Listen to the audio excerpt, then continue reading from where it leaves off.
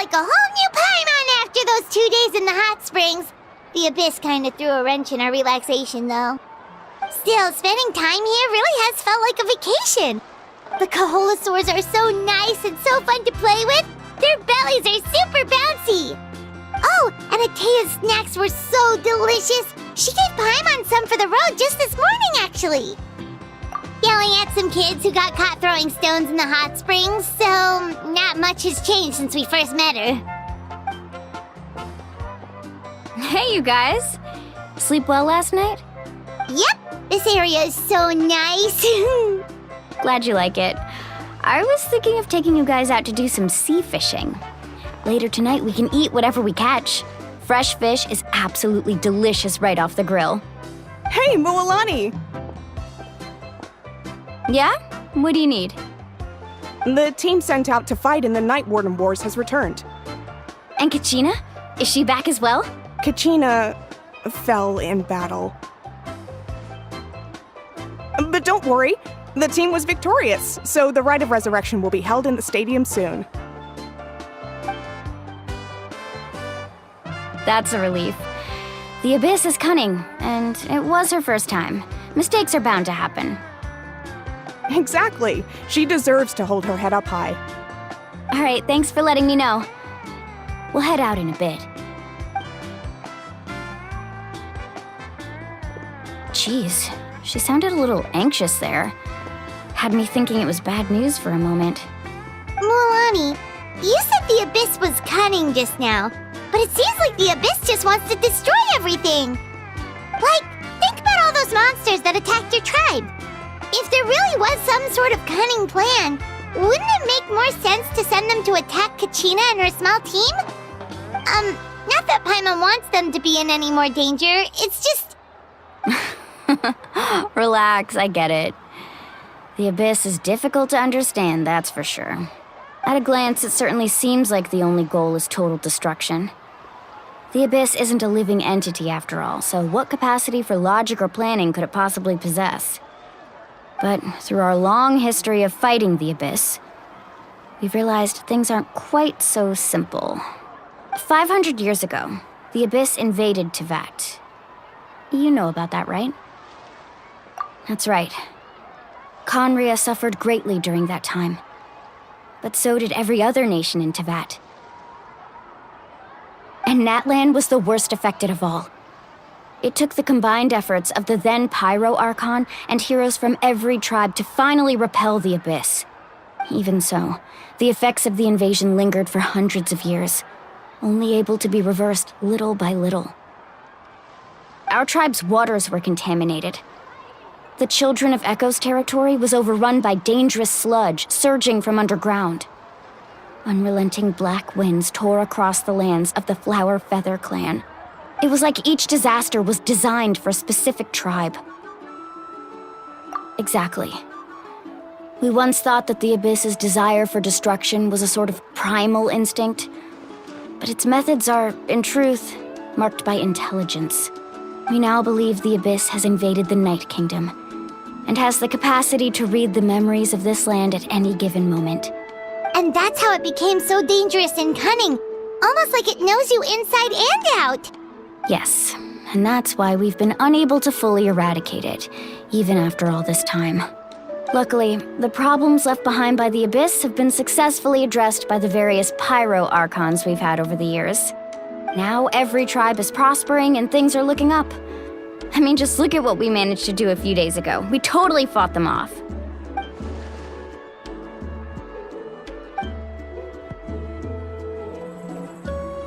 You must have had to sacrifice a lot to get to this point.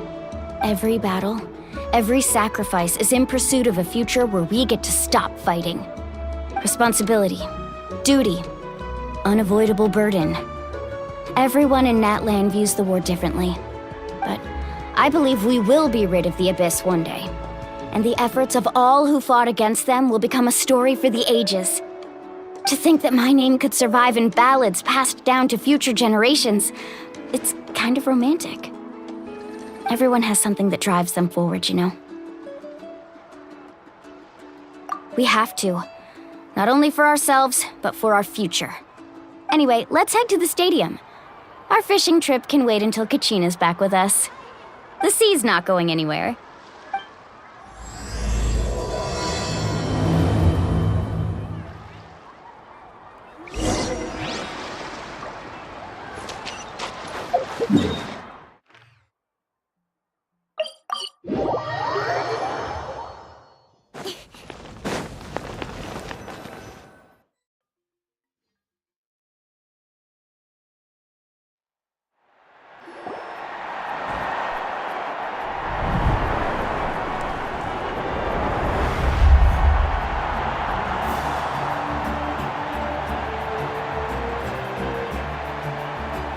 Whoa, this place is packed already!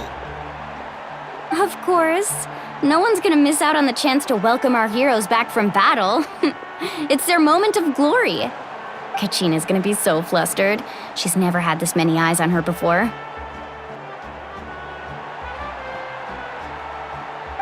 Yeah, she doesn't seem like the kind of person who likes being the center of attention. Looks like I'm just in time. Kanich, you're here! Yeah, a commission ran longer than expected, but I made it. I heard about the incident with your tribe, Mualani. Is everyone alright? Yeah, it's all taken care of. Our new friend here's got some tricks up her sleeve, by the way. She's just as strong as Kachina made her out to be. Hey, look! Is it about to start? That's right. Someone will come out and recite a eulogy, and then we'll sing the Ode of Resurrection together. Come on, let's find a spot with a good view. When the singing starts, just follow my lead and you'll be fine. Let's go somewhere higher up so Kachina can spot us.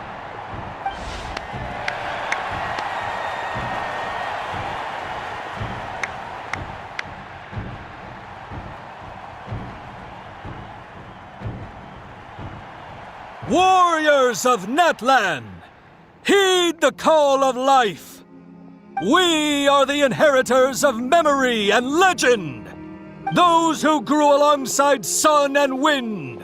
Those who forged our own destiny and future. That is Natlan's fire, the lifeblood of our nation.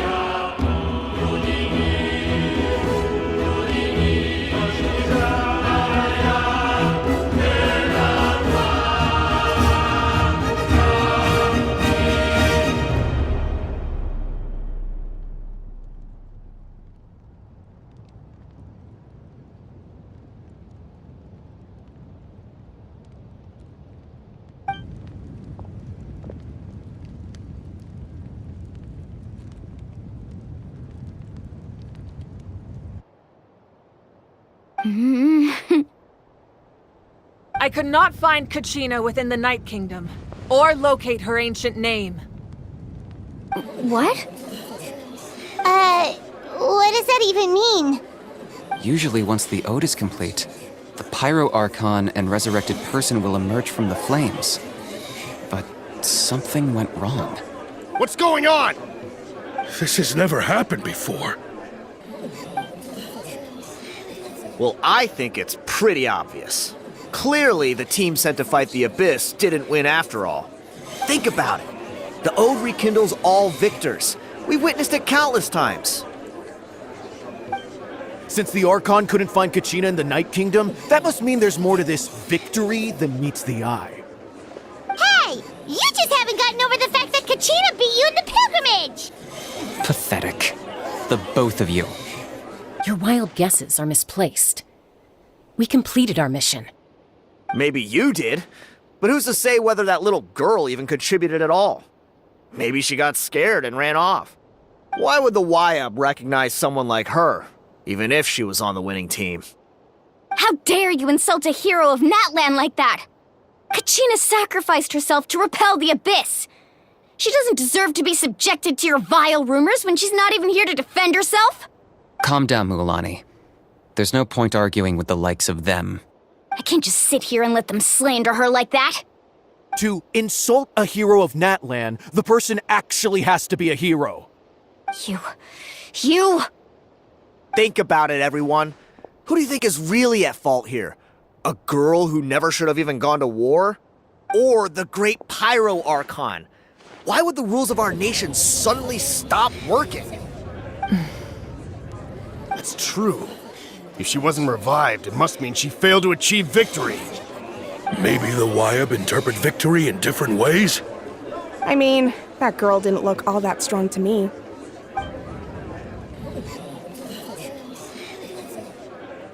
Kachina wouldn't have run! That's not like her at all! No, she's been waiting for this moment for too long. No matter how daunting the situation, no matter how scared she might feel, she's always the first person to stand up and face it head on. We don't even know what happened. So don't you dare try to use this as an excuse to vent your anger or slander her reputation. Fine. We'll find out what happens soon enough. Then, we'll see who truly deserves glory. That's enough. There is no doubt about today's victory, or Kachina's part in it. She is a hero worthy of our admiration and celebration. However, the failure of today's ceremony is undeniable. Kachina has not been rekindled, and I offer you all my deepest apologies as I continue to investigate this matter. To prevent further casualties, I have decided to suspend the pilgrimage until this matter is resolved. What? No one is all-knowing. No one is infallible, not even myself. But doubt is a means by which we seek the truth, not a weapon we wield against others. I didn't mean it that way, Archon. I just... If there are things you wish to clarify, then ask me directly. Doubt my answer if you wish. But now's your chance. You have concerns? State them. No, of course not.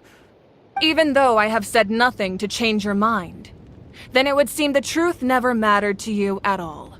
That guy doesn't even have the courage to answer the Pyro Archon's question. So much for all that glory talk earlier. I have a question, Archon. My friend Kachina. Do you have any idea where she is? It's extremely important to me. I know you said you were investigating the situation, but I'm sorry, that's not enough. I've already shared everything I know. If you want to learn the truth and rescue your friend sooner, you should join the investigation. So, what do you say? Of course I'll join. In that case, come see me in the speaker's chamber. We should join them. Oh, and if it's not too much trouble, could you drop by as well, Traveler? I'd like to have a chat. Rest assured, everyone, I'll keep the tribal chiefs informed on the progress of the investigation. Once again, I apologize for the outcome of this ceremony. If there are no further questions, let's part for now. Did she just ask us to come along? I believe she did. Let's go. I'd like to know what's going on myself.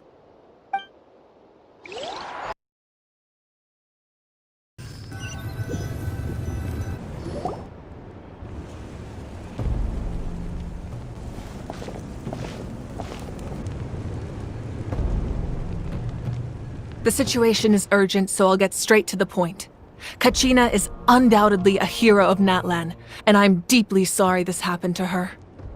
There's been unrest in the Night Kingdom, but I don't know what's causing it. As a result, I've been unable to track down her location. Until we find and address the cause of the unrest, the Ode of Resurrection will continue to be ineffective. And that means Kachina won't be able to come back? That's correct. Not until the problem with the Night Kingdom is resolved. How long will that take? It's hard to say. Kachina always dreamed of fighting the Abyss, of doing her part to defend Natlan. She wasn't afraid of death because she knew, if it came down to it, the Pyro Archon would be there to bring her back to life. Whenever we sat down together, exhausted from training, she would always hum the Ode of Resurrection. She was supposed to come back to us. We were supposed to hug her and celebrate with her and share her joy. We supported her every step of the way, but what are we supposed to do now? Sit peacefully and wait for her return? Lose ourselves in grief over her death? Tell me, are we her friends? Or her murderers? That's not fair, Mualani. It's all right. I understand your rage and your grief. Kachina's life means a great deal to me, Mualani. Believe me, I want to bring her back as soon as possible. I would give you that peace of mind if I could. But please, hear what I have to say so I can at least give you a broader picture of the issue we are now facing. Considering the recent attack on your tribe, I believe the Abyss has found a new means of undermining the rules of our nation. You mean... The Sacred Flame. The foundation of our resistance against the Abyss. If we continue to hold the pilgrimage and send teams to fight the Abyss, there will likely be more casualties. But if we stop altogether, the Sacred Flame will only grow weaker. The Abyss will scale up their attacks, and the tragedy we saw with the people of the Springs will only be the first of many. If we compare the two choices, the former seems to be the lesser of two evils. Sorry, I know that may sound harsh, but I bear the name Malipo. Weighing the costs is my duty. The raw truth can be cruel. But we need to understand it if we want to approach this rationally. But what would you say, Mualani? This is personal for you. And unlike Kanich, I dare say it's not a simple case of weighing up which course of action is less painful, is it? No. I can't choose between them, and I don't want to. Saying that one is preferable over the other is disrespectful to the people who suffered. You're saying it doesn't matter whether I suspend the pilgrimage. The consequences will be equally painful. Yes. What happened to Kachina breaks my heart. But I couldn't bring myself to sacrifice other people for her sake. And that is the crux of the problem. It's not simply a matter of choosing the lesser of two evils. Either way, there will be people who suffer. And the end result will be the same. Belief in the pilgrimage will waver. Once doubt has crept in, the people will no longer unite in battle against the Abyss. And that is exactly what the Abyss wants. Their ultimate goal isn't to break the rules that make the Ode of Resurrection work. It's to destroy the people's faith in them. To prevent what happened to Kachina from happening to anyone else, we need to suspend the pilgrimage. So that is my current plan. And in the meantime, I've made efforts to strengthen each tribe's defenses. Then, we have to find another way of strengthening the Sacred Flame to keep the Abyss at bay. This won't be easy. I'll need time to figure out the best approach. I understand your anger, Mualani, but I hope that provided some clarity, at least. Wow. Paimon thought things were gonna get heated for a second, but the Pyro Archon took the time to explain everything so patiently. I owe you an apology, Archon. I let myself get carried away earlier, and I'm sorry. You're right. We need to focus on finding solutions. We could always hold the pilgrimage without sending a team to fight in the Night Warden Wars. That way, we would still be able to fuel the Sacred Flame. I've considered that, but the two events have nearly always been linked. Without the chance to fight the Abyss, pilgrimage rankings lose their prestige, and competitor numbers will drop. With fewer participants, the amount of contending fire produced will decrease, and the vicious cycle will continue indefinitely. So, essentially, the Abyss has taken Kachina hostage. You've learned about the concept of ley lines during your travels, yes? The Night Kingdom is something similar. Staying there for a short period of time shouldn't have an effect on the person. But with the Abyss in the picture, it's a different story. Your sense of self will be devoured until eventually you become one with the Sea of Souls. Imagine pouring a cup of water into a rushing river. You can try to scoop up another cup, but there's no chance it will be the same water you had before. I won't sugarcoat it. That is the danger Kachina is currently facing. Just like you said, Archon. Both of these problems need to be addressed. You can focus all your efforts on dealing with the Sacred Flame. I will go search for Kachina. The Abyss poses the same threat to you as it does to her. It is very possible you will not return. Knowing that, do you still choose to go? Kachina's waiting for us to rescue her. That's all that matters. I failed to protect her during our campaign, but I can make it up to her now. I choose to go as well. Traveler? What do you think? Understood. Then I'll support you in any way I can. The Masters of the Nightwind have a technique that can extract an ancient name from the ley lines. If we can find Kachina's ancient name, I can use the link between them to pinpoint her position within the Night Kingdom. Then comes the hard part. You need to visit the Night Kingdom in person and rescue her. But isn't the Night Kingdom a land of souls? Can we even go there? Under normal circumstances, only the consciousness can enter. But there is a way to go there in person. However, know that the Night Kingdom will attempt to repel you, and the Abyss certainly won't leave you be. That's fine by me. Same here. Fighting the Abyss is nothing new for me. So, Paimon's the only one who's scared? Well, if you're going, Traveler, Paimon's going too. Citlali of the Masters of the Nightwind once created an artifact that can be used to communicate with the Wyab. We call it the Spirit Speaker Stone. It was originally used as a ceremonial artifact wielded by the tribal chiefs, but that spiritual quality also means it can be used to search for an ancient name. That was the artifact I delivered to the Scions of the Canopy a few days ago. Didn't think I'd be hearing about it again so soon. Thank you so much for your help, everyone. Your thanks are unnecessary. I will offer you whatever aid I can, but your fellowship and courage are what will truly decide the success of this operation. Besides, you're the ones helping me. I can only focus on one thing at a time, after all.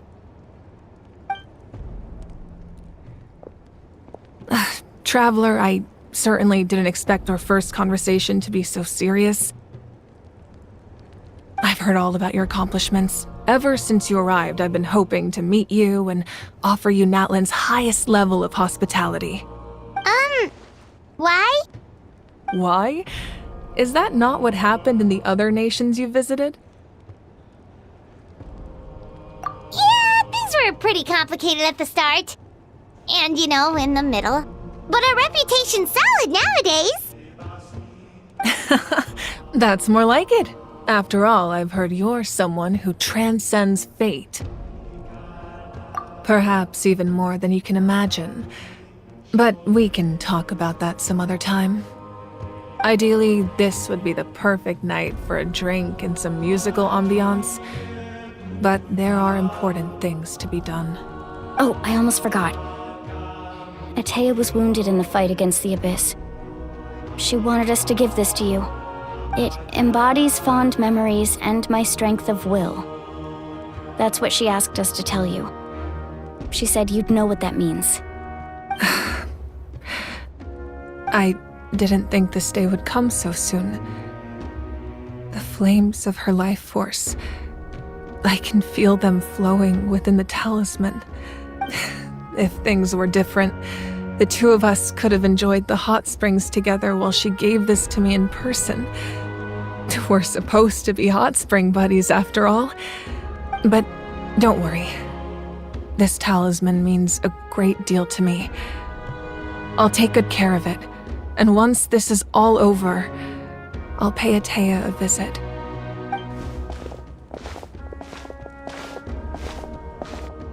You said you didn't want to jeopardize the production of contending fire.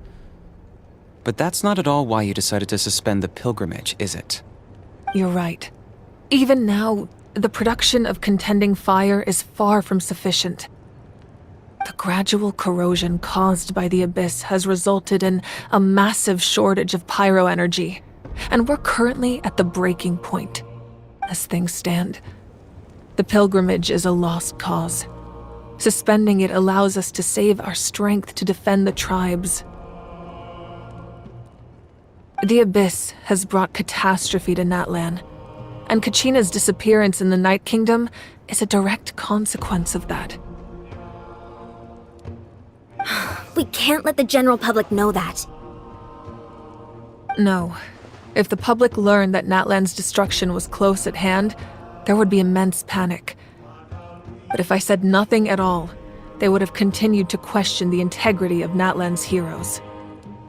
Another simple choice. The latter was clearly the better solution. But you chose otherwise. I have never subscribed to the belief that the right choice is the one with the fewest sacrifices. Let's go. There's still a way for the sacred flame to last a little longer. You mean? Yes. Come with me.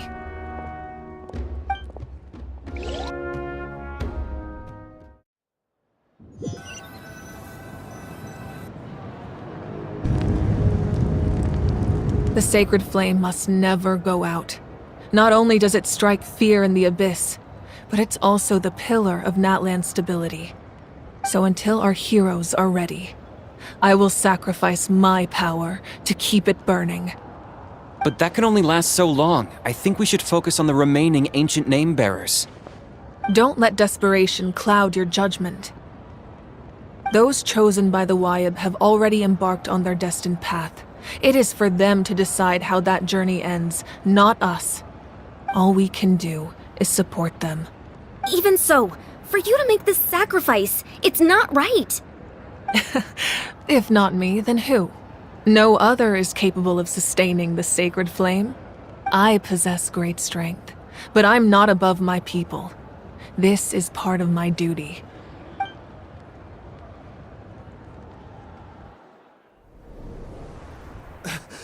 Archon! It's the Fatui!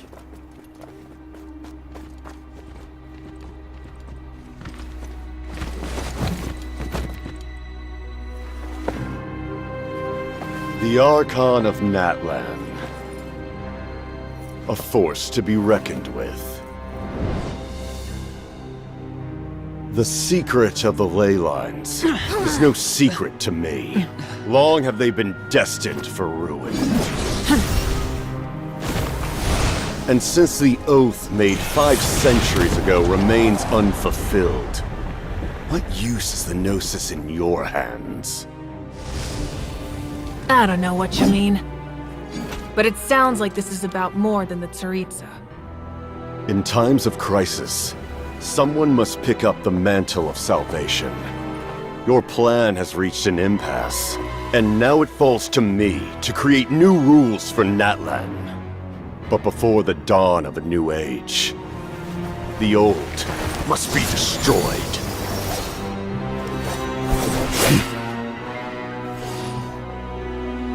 I assume that's the end of your speech? Good. People like us. Let our blades do the talking!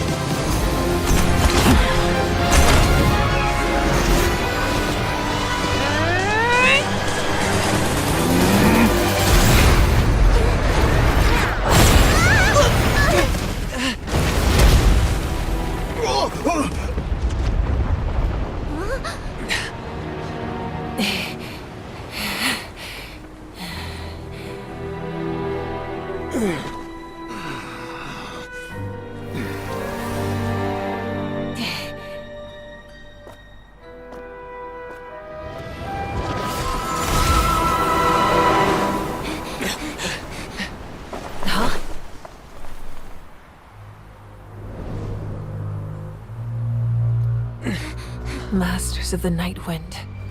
Send word. The captain and his followers must be apprehended.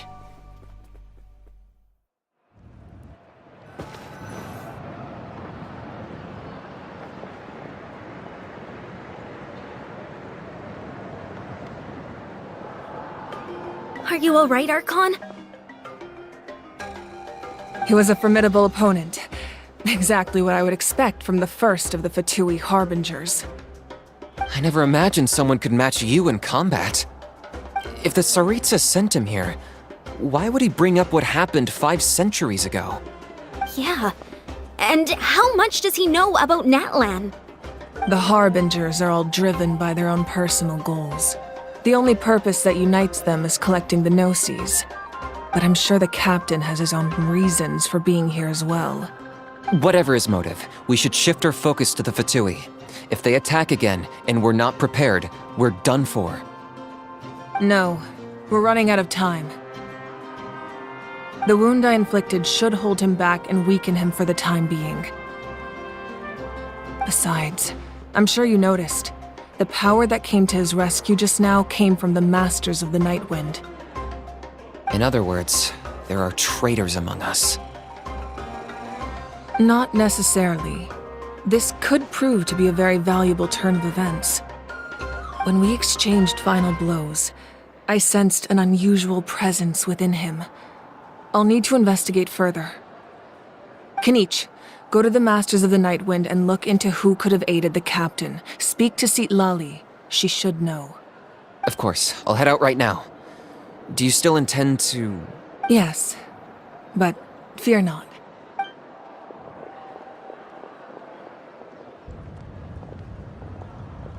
Natlan's strength has never rested solely in its Archon.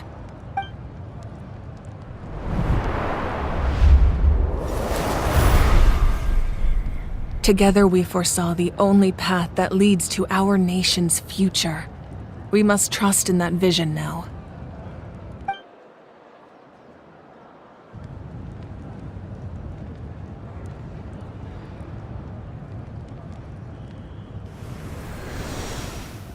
Is everything okay, Archon?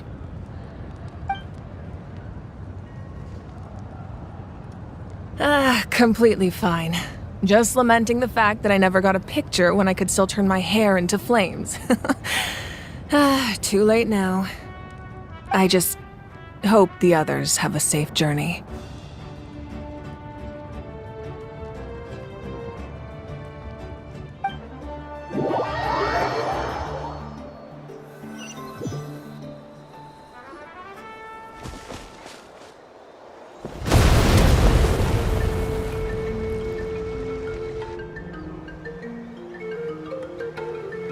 What's happening at the stadium? Did something explode? It feels like the Archon unleashed her power. She must be fighting a formidable opponent. Should we go back and check what's going on? Have faith in the Archon. She wouldn't lose in a one-on-one confrontation. Once we find Kachina's ancient name, we'll head right back. Okay, let's just keep climbing. Emon really hopes nothing goes wrong.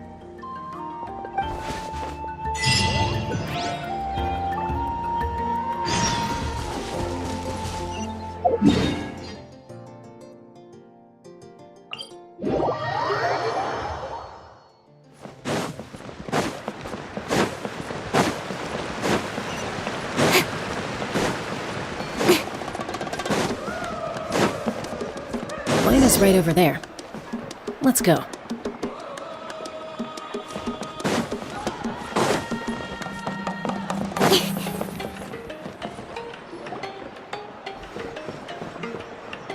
Chaska. Nice to see you again, Wyna. I'm afraid we don't have time for pleasantries, so I'll get right to it. We're here for the Spirit Speaker Stone. Whoa, hold on a second. At least tell me why you need it first. My friend Kachina is trapped within the Night Kingdom. We need the stone to find her ancient name and rescue her. Rescue her? From the Night Kingdom? That's right. I'm sorry, but someone needs to tell you what you don't want to hear. Going there, A mature warrior would never make such a foolish decision. The nature of battle is unpredictable. You never know how it's going to end. Losing a friend is tragic, but when that happens, the best thing you can do is focus on how to prevent further casualties. I appreciate what you're trying to say, Chief Wyna. But if the price of maturity is abandoning a friend in need, I'll choose foolishness any day. If Kachina's still holding on, then so will I. I thought you might say that. Is something wrong, Wyna? This doesn't seem like you. Life isn't complete without taking risks. That's always been your mantra. It's nothing. The Night Kingdom is a dangerous place. Can't blame me for checking if you were up to the task. If you're that determined, far be it from me to stop you. Here's the stone. Keep it safe, okay? It's not like we have a spare. Thank you.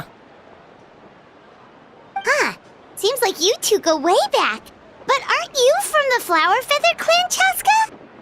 Oh, Chaska's a peacekeeper, so she's famous throughout the tribes. She's always the one people call to resolve conflicts, so we slowly got to know each other that way. Her younger sister Quichi's always hanging around our tribe, too. She's helped us out a lot in the past.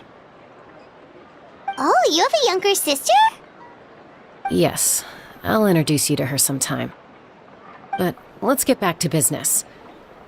Wyna, how do we use the stone? As you probably know, your intended destination is completely different from the real world. The Night Kingdom is like a river flowing with concepts, and the ancient name you seek is like a tiny fish swimming downstream. In that sense, the stone is like a fishing boat drifting down the river, but the boat alone isn't enough.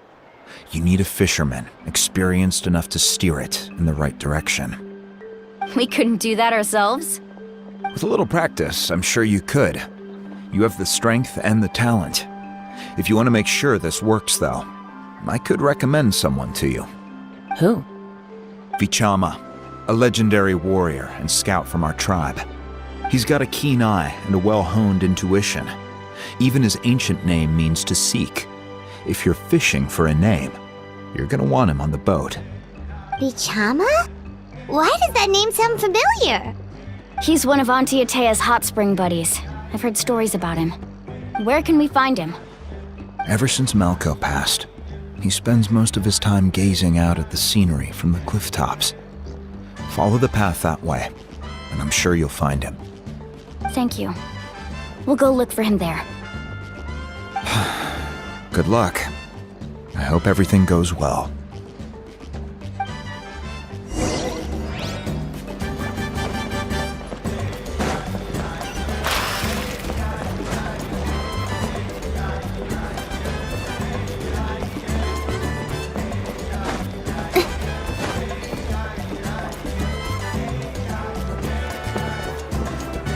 Someone admiring the scenery from the cliff tops.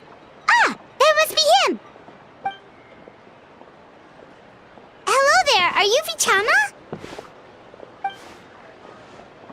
That's me. Did you need something?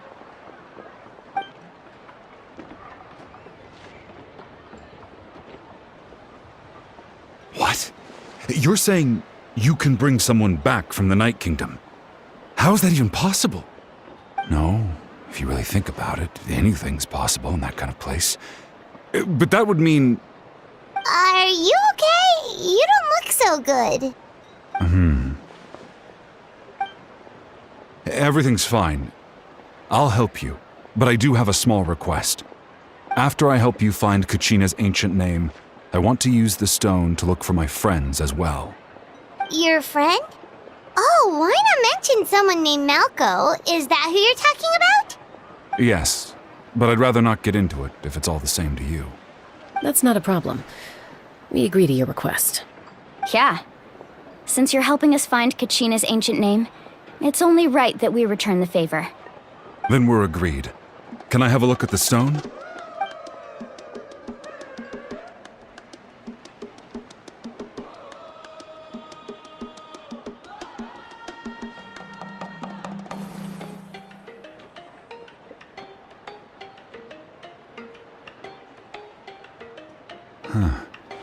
I see.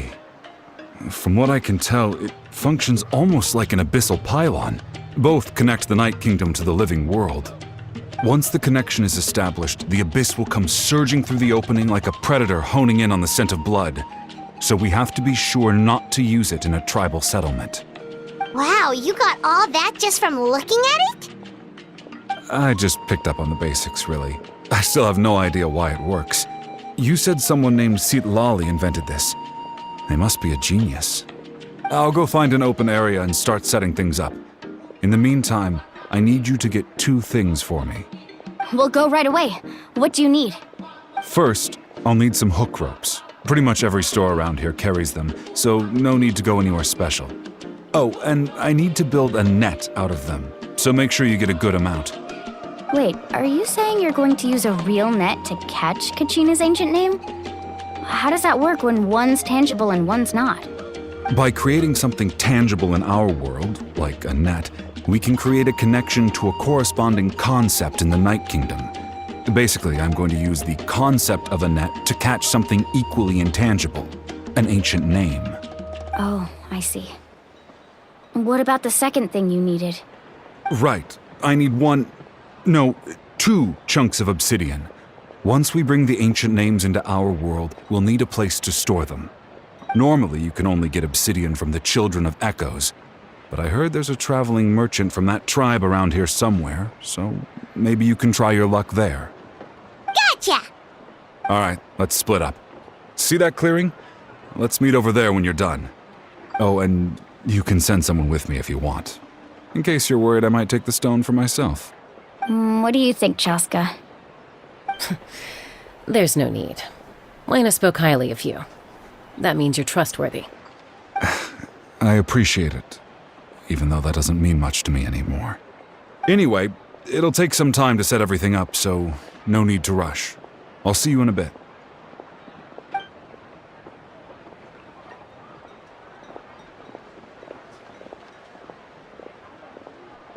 What an odd guy. He seemed so defeated, but also really invested in the stone at the same time. I don't have any more insight than you, Paimon. Let's just focus on the preparations for now. Hang on, Kachina. We're coming for you.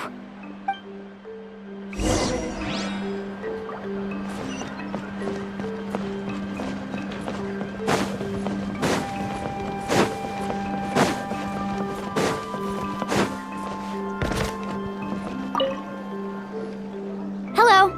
Do you have any hook ropes for sale? Hook ropes? As in rock climbing equipment? Yes. How much for your whole stock? Oh, the whole thing? Let me see. That would be 30,000 mora in total. Deal? Deal. Wait, really? What, you want me to drive down the price? We just need these as fast as possible. Thanks. Oh, no problem at all. I'll even pass along some information on the house. These ropes are usually used by rock climbing enthusiasts. If you want to learn, Roka's the person you want to ask. All right, that's everything. Here you go. Now we need the obsidian. Let's go talk to the traveling merchant Bichama mentioned.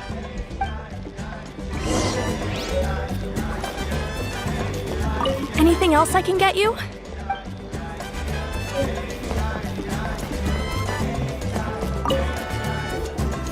Excuse me, do you sell obsidian?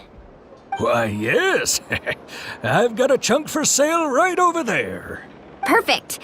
Is that the only one, though? We actually need 2. That might be tough. Tell you what, I'll take a look through these boxes over here and we'll see what we can find. Thank you so much. We'll wait here.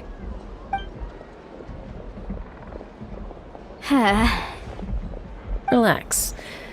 Everything's going according to plan. I know, it's just... I could tell Vichama feels the same way about his friend that I do about Kachina. I hope this chunk of obsidian isn't the only one. Kachina always carries all sorts of shiny stones with her. If I was the one trapped in the Night Kingdom, she'd have a whole pile of obsidian ready in a heartbeat. Well, would you look at that? I did bring an extra. Here you go, young lady. How does it look? Perfect! Thank you. How much do I owe you? If you hadn't shown up, these stones would have just sat here collecting dust. I'll take 3,000 mora for both. Here you go. By the way, I heard you mention Vichama just now. You running an errand for him, then? How's he doing? Malco's been gone for 5 years now. It's about time he started to move forward. Do you know what happened between them? I heard about it in passing while I was out drinking one night, but I don't know all the details. Vichama and Malco grew up together, and even made a name for themselves together. Malco was an amazing fighter, capable of knocking out multiple opponents in a single hit, while Vichama excelled at scouting and analyzing the battlefield. The two made an excellent team, and managed to beat back the Abyss several times. 5 years ago, they both emerged triumphant in the pilgrimage, and were placed on the same team to fight the Abyss. But on the eve of battle, the Abyss launched an attack on their tribe, and Vichama suffered an injury to his leg while attempting to rescue someone. Then what happened? The team agreed that he couldn't fight the Abyss in his condition. Vichama didn't argue. He knew going to the front lines with an injured leg would make him a burden in battle. So they raised the issue with the Pyro Archon, and she agreed to let him stay behind. It's just... Malco and the others ended up facing hordes of abyssal monsters in numbers that far exceeded anyone's expectations. The team made an error in judgment, and they fell to the onslaught. Vichama went into a deep depression after that. He blames himself for everything. Oh, you're not wrong. But it's possible he chooses to blame himself. Not because he did something wrong, but because he wasn't able to do anything at all. I've tried convincing him to move forward, to stop dwelling on the past. But the shadow of Malco's death hangs over him still. The Abyss has caused so much suffering, and some wounds never heal. I wish there was something he could do to make himself feel better. But... anyway, that's the gist of it. Maybe you could help him talk things through sometime. I would really appreciate it.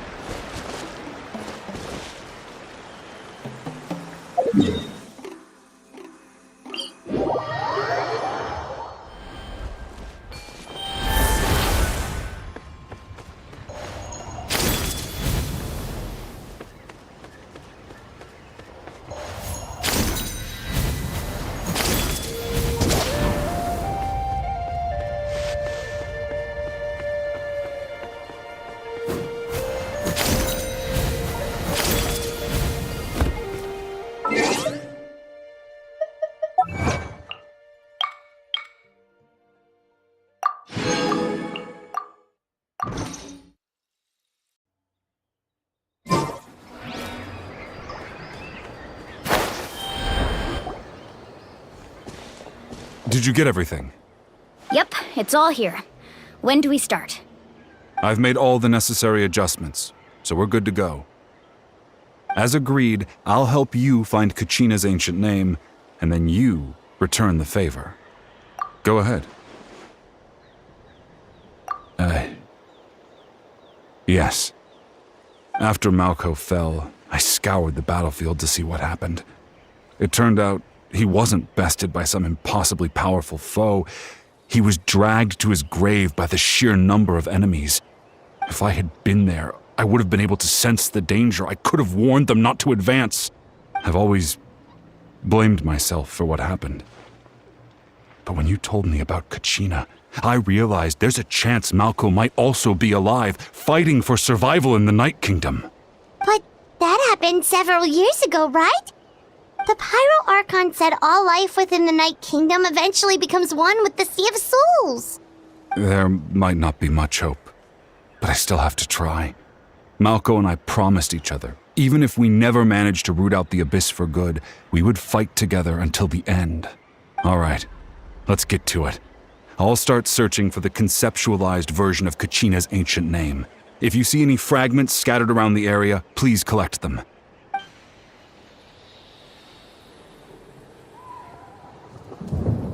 Make sure you prepare yourselves for battle.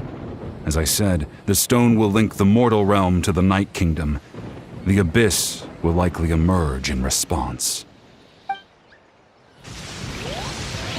Look at that golden thing.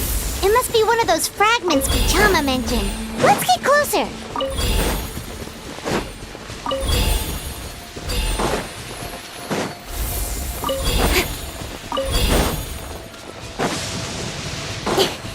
Incoming.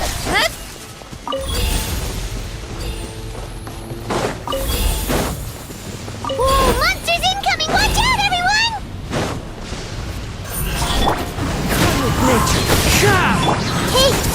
Hey! Cut to the chase. Speed of light.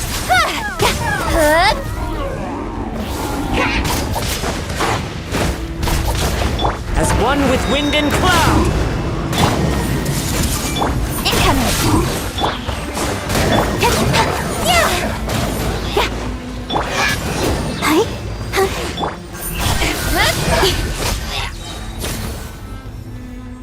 How much longer, Vichama? Not long! We're getting close!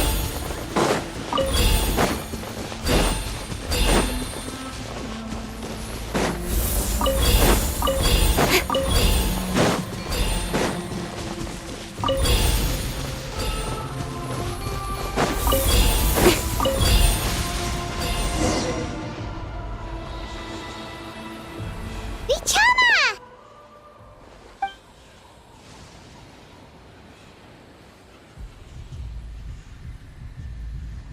Quick! Take it!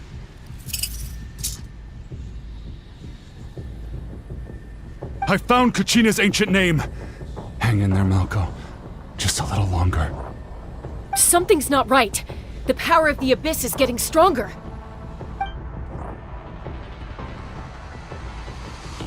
The Abyss is corroding his body. Vichama, you can't keep going. You'll die. I should have died 5 years ago. I just need a little more time. Please, I'm almost there. Thank you.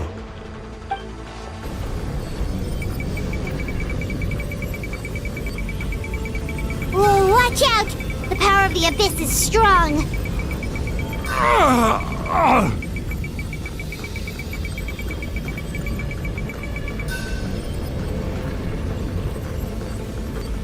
This power. Hanging in there?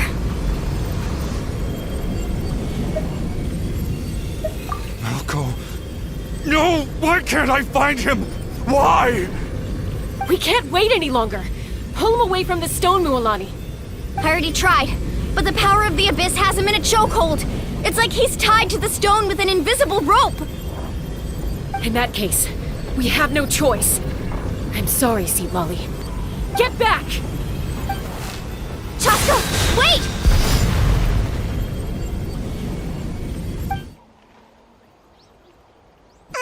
Ouch! What happened just now? It looked like the Spirit Speaker Stone was... The stone's power was spiraling out of control. The only way to stop it was to destroy it. You were all caught in the shockwave of the explosion. You might feel dizzy for a while, but that's normal. Give us a heads up next time, will you? You're lucky we managed to dodge it in time. I thought I said to get back. Yeah, barely a second before you made it go poof. Not everyone has your reflexes, Chaska. We were this close to getting dragged into the explosion. Okay, I'll be more careful next time. At least Kachina's ancient name is still in one piece. Wait, where's Vichama? Vichama! Vichama! I couldn't find Malko's ancient name. It must be completely gone by now. Once your ancient name disappears, there's no coming back. From the very beginning, I knew there was a slim chance, but still. And now... it's too late to save him. From the minute he left that day, it was already too late. Vichama. I'm sure he's heard enough condolences over the years. Let's just give him some space. Huh? What's that in your hands, Vichama? It looks like something's glowing! Huh? This is...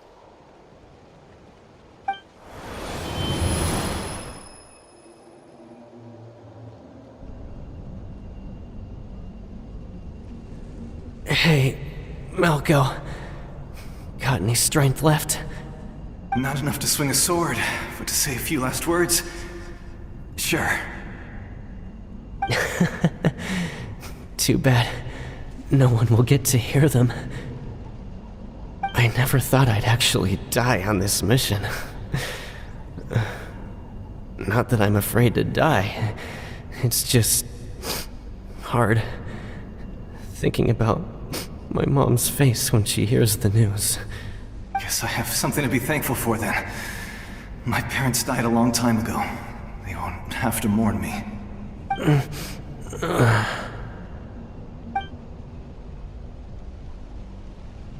Pisak! Always had to beat me at everything, didn't you? Right to the end, you were never one for goodbyes. Maybe you're right. Maybe no one will get to hear our last words. But just in case, Vichama, I'm so glad you didn't come with us. Don't be sad. Just keep on living. For the both of us.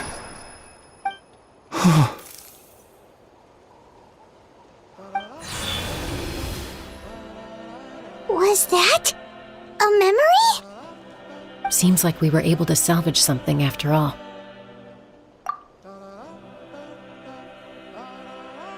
Of course.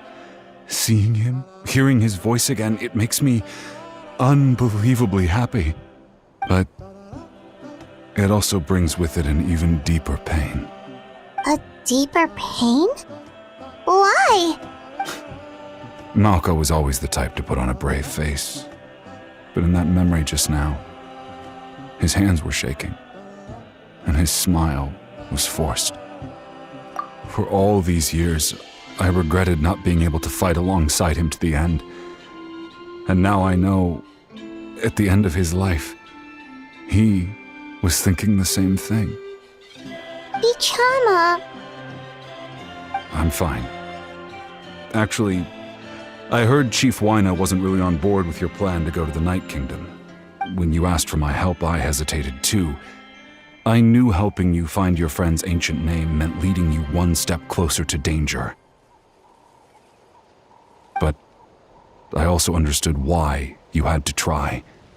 Everyone has regrets in life, but not everyone gets the chance to make up for them. Once allowed to fester, guilt strips us of our most valuable qualities as warriors. In that sense, we might as well choose the braver path from the very beginning. If I could do it all over again, I would have followed Malko to the front lines no matter what. Even with an injured leg, there were still things I could have done. That way, even if the outcome stayed the same, I still would have fought alongside him to the end. There are critical junctures in life, and if you don't seize the chance to act, there's no going back. That's something I had to learn in hindsight. But you're still at the crossroads of your journey, so I hope you can walk away without regrets. Thank you, Vichama. I feel even more determined now. Kachina will come back to us. I'll make sure of it. I promised I would find her, and I intend to keep that promise. That's good to hear. Strange. My body, it's... Once abyssal corrosion enters the body, a portion will fuse itself to your internal organs. Even though the Traveler possesses powers of purification, the corrosion can never be fully eradicated. Thanks to her, though, you are only briefly exposed. Slowing your breathing and controlling your emotions should help you keep the symptoms in check.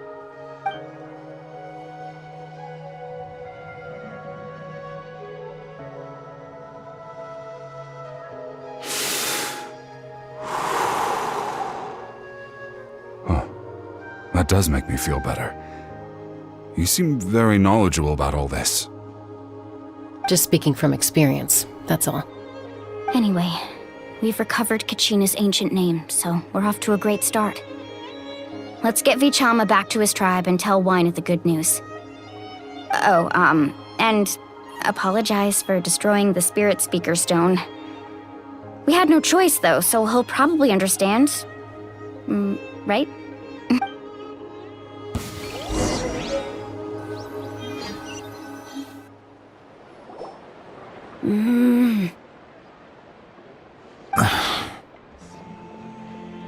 Koichi, are you really gonna just stand there like that?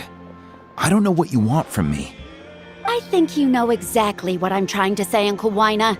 I can hear it in your voice. Honestly, it's just one thing after another with you two. They're back. Koichi? What are you doing here? Don't play dumb with your own sister. You know exactly why I'm here. My apologies, everyone. I just need to borrow Chaska for a few minutes. You come with me.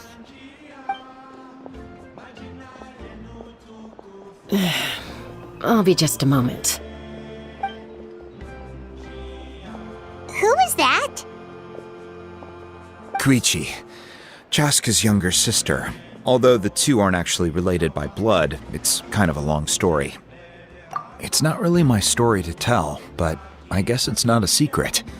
You see, Chaska was actually raised by cuckoo sores. She was afflicted with a rare disease when she was a child, and abandoned in the wild as a result. The Abyss found her out there, all on her own, and tried to devour her. But in the end, all that did was trigger her will to live. That strength of will pushed her to survive. But it also planted a seed of conflict within her. Eventually, she was adopted by the cuckoo sores. Wherever they went, she followed, getting into fights right and left. For some reason, Paimon can totally imagine that. Well, when Chaska finally returned to human society, it was Koichi's parents who adopted her. At the time, Chaska still had a habit of getting into fights, so Koichi was always taking her around, apologizing to everyone. Ah, I remember those days. One of those fights was definitely with me. But, you know, kids. You're fighting one minute and your friend's the next. Eventually, she found a way to rein in that desire to fight. And now she's who people call to resolve conflicts. She's known as the Peacemaker. It sounds like she still argues with Koichi, though. Don't siblings usually stop fighting when they get older? That's partly my fault.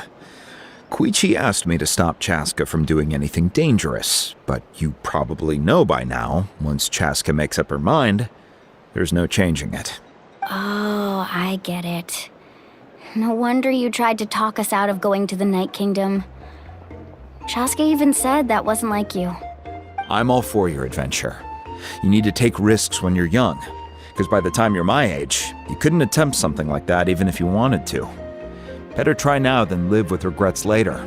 That's what I say. Still, I can understand where Koichi's coming from. In the end, nobody wants to sit back and let a loved one put their life on the line.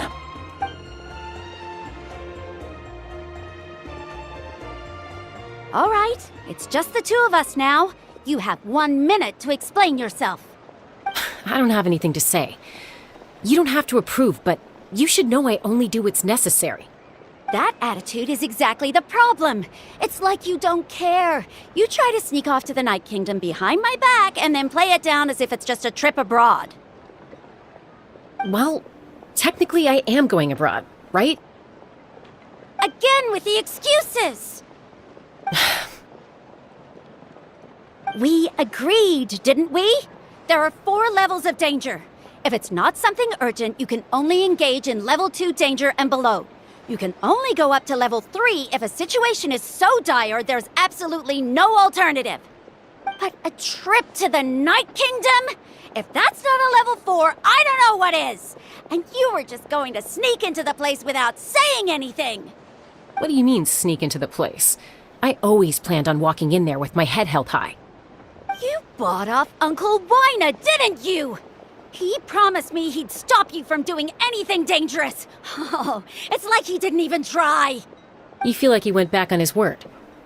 What if I told you my mind was made up, and there was nothing he could have done? Not even by force. Oh, I knew it! So he did try to say something, but you didn't listen. This is important. If you were in my shoes, you'd make the same decision. You don't know that? I'm a doctor, and I handle logistics. If you're going to waltz into a dangerous situation where you could lose control at any moment, it's my duty to say something. All right, whatever. Anything else? What do you mean, anything else? Why don't you reflect on what you've done and promise me you'll stay put? Time out. Is this one of our normal arguments or a serious one? Chaska, does it sound like I'm joking? Then you need to know something. What happened to Kachina was partially my fault. I can't leave her there to die. That's not who I am. But the person you become when you lose control, that's also not who you are. That's a different issue. You said it yourself. A person is only as good as their morals. If I want to live in Natlan, I need to display qualities that make me worthy of this nation. I've also told you that managing your condition is equally important. Sometimes you have to make sacrifices. All right, let's stop this here. If we keep going, I might actually have to get serious. And I think Wina prefers his roof attached to his house. Is that a threat? That sounds like a threat to me. Koichi! Younger sisters are supposed to listen to their elders. So, you're really going to go, no matter what I say? I'm supposed to be your sister. Then support me. I'll be back. All you have to do is wait. Chaska. So, that's it. Why'd you have to turn out to be so darn annoying?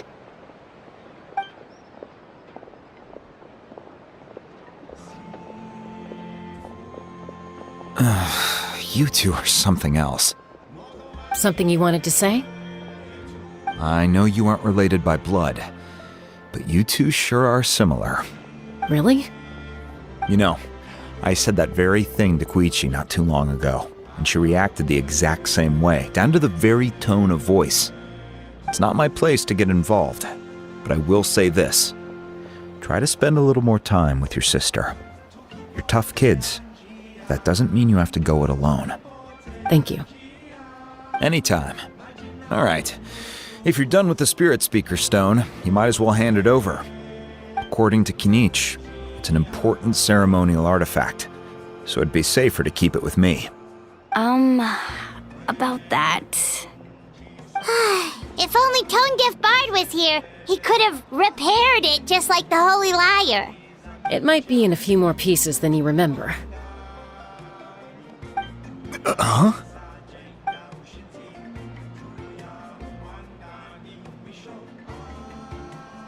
I see. Sounds like it was an urgent situation.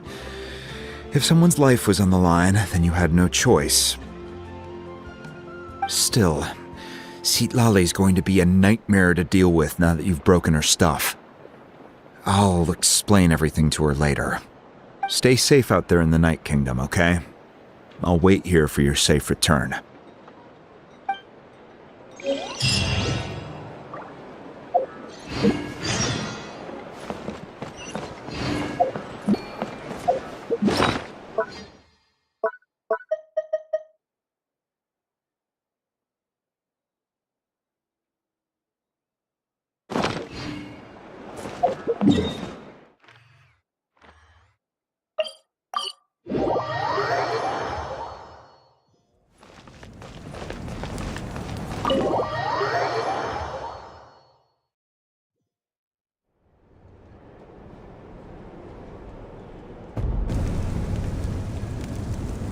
We're back! We found Kachina's ancient name, too!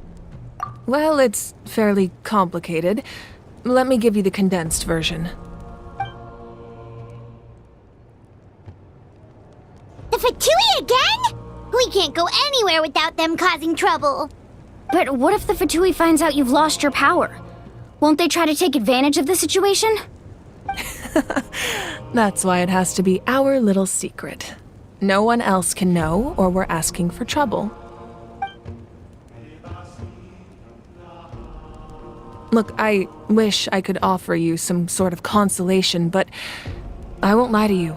With multiple factions closing in, there's nothing comforting about the situation we're facing. Still, all you need to do is focus on your goal. You can leave the complicated matters to me. I can also step in on the Pyro Archon's behalf. There's a limit to what I can accomplish, but I'll help you however I can. There's no need to be so modest, Dion-san. Your incredible strength has long been a well-known fact. You're the pride of your tribe. Archon, I'm sorry about before. You have so much on your plate, so much that you have to worry about. But all I could do was focus on my own feelings. You have nothing to be sorry about. We all get overwhelmed by our emotions, myself included. Your reaction to Kachina's disappearance, I understand that feeling very well. Well, now that we have Kachina's ancient name, let's go track her down. Follow me.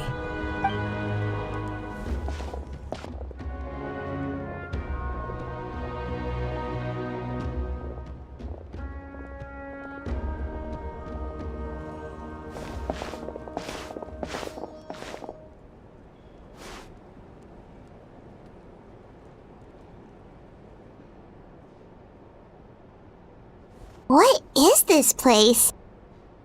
Hey, isn't that Atea's talisman? Good eye. This is where I store all the various mementos I've collected. Whoa. I've never seen this place before. There's so many things in here. It looks like there are items from every tribe. Collecting them must have taken a lot of effort. I suppose you could think of it as a hobby of sorts. In Natlan, everyone grows up listening to the stories of heroes. And physical items do a far better job of preserving those stories than our own memory. Now, I still have some preparations to make for the ceremony, so feel free to take a look around in the meantime. If you're curious about an item, I'm more than willing to tell you about its origins. All right, we'll have a look.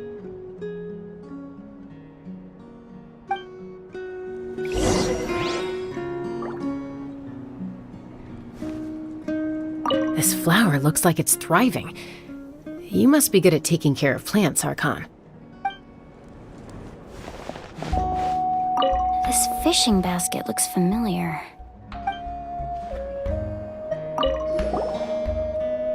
Hey, there's a fishing rod here. It must have belonged to the people of the springs. That's right. It belongs to a legendary fisherman named Matavaru. I have his entire set of fishing equipment, actually. He and I met in a tavern. He told me about a particular kind of giant fish and his meticulous plan to catch it. In his eyes, I saw a hunger and a strong fighting spirit. To him, the sea was the battlefield upon which he staked his honor. So, did he do it? The next time I saw him, he was covered in scars. It turned out the fish he sought had been corroded by the abyss. He managed to kill the fish, but sustained a serious injury in the process, which meant he could never go deep-sea fishing again. Can a fisherman claim victory if he fails to bring back his catch? That's what he asked me in the end. Well, Paimon thinks he won. That was my answer as well. The experience was far more valuable than the prize itself.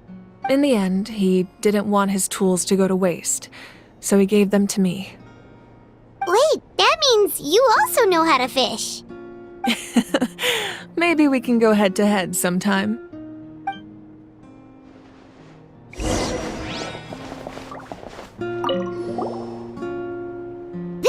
Atea's talisman. I'm sure you're familiar with this one already. Atea was rarely ever without it. The talisman brought her a lot of luck in battle.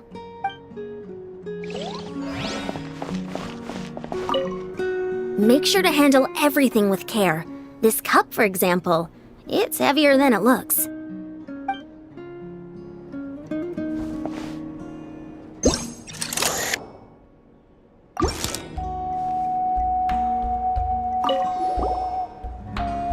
Whoa, that belt is bigger than Paimon's head!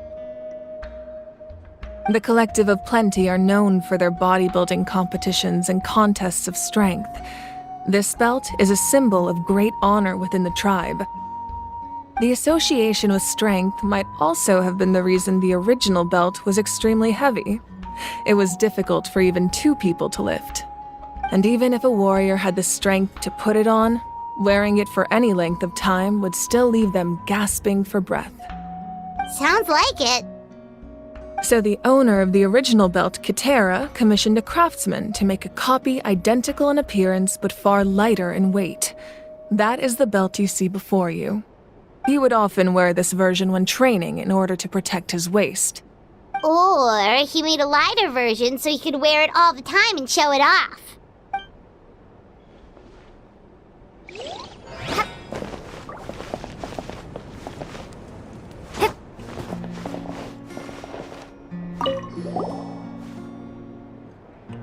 There are so many jars and potions around here. Do they have anything to do with alchemy? No, those belong to the Masters of the Nightwind. They're ceremonial tools used to amplify the ability to communicate with the Night Kingdom and the Wyab. Yamaya is an expert in this field, and she taught me a lot. Even though she appears stoic and serious, she actually has a keen sense of humor. The tools you see here are quite traditional. Her students found them outdated, so she passed them on to me. The contents of the jars aren't all that special. Oh, except the big jar in the middle. That's what she really wanted to give me. Ooh, must be something really cool. What's inside? Grape juice. Huh? It's quite tasty, although probably expired by now.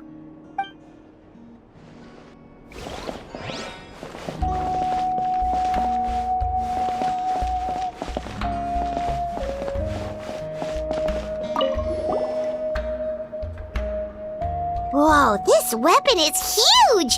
Which tribe did it belong to? Ah, that weapon belonged to Tenoch, a hero from 500 years ago. Strictly speaking, he didn't belong to any single tribe.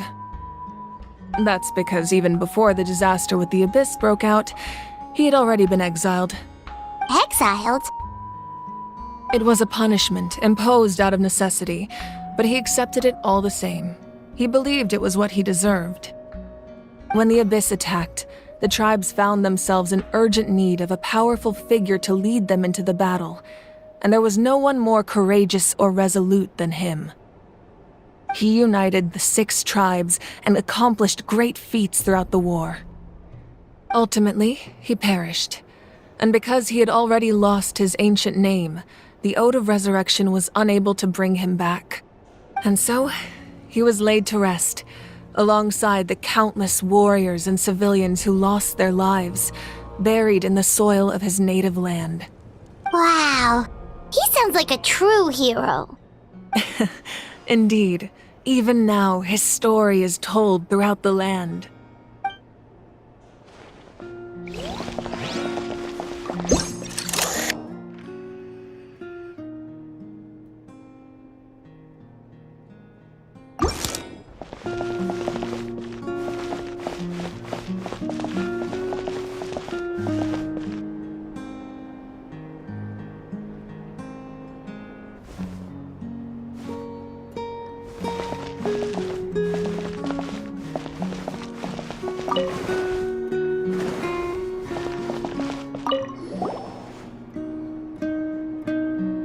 The powder still needs some time to settle, so let's wait a little longer. Well, what do you think of my collection? Do you feel like you have a better understanding of Natlan's culture now? Yeah, if each item represents a different story. Seems like Natlan's really been through a lot. Does every item hold a special memory, just like Atea's talisman? That's right. The items in my collection actually serve a similar purpose to the ancient names passed down among the tribes. They demonstrate the true shape of time. The shape of time? Most people perceive time as a linear concept, almost like a straight line that can only move forward. We cannot change the past or predict the future. But there's also a different theory, one that I believe to be closer to the truth. Namely, that the past, present, and future all exist at once. At once? Paimon's not sure she understands. Let's say your journey ended right now. Thinking back on your experience in each nation, which one would you say was the most important? Exactly. Even at the end of your journey, the things you experienced along the way don't cease to exist. They become part of who you are.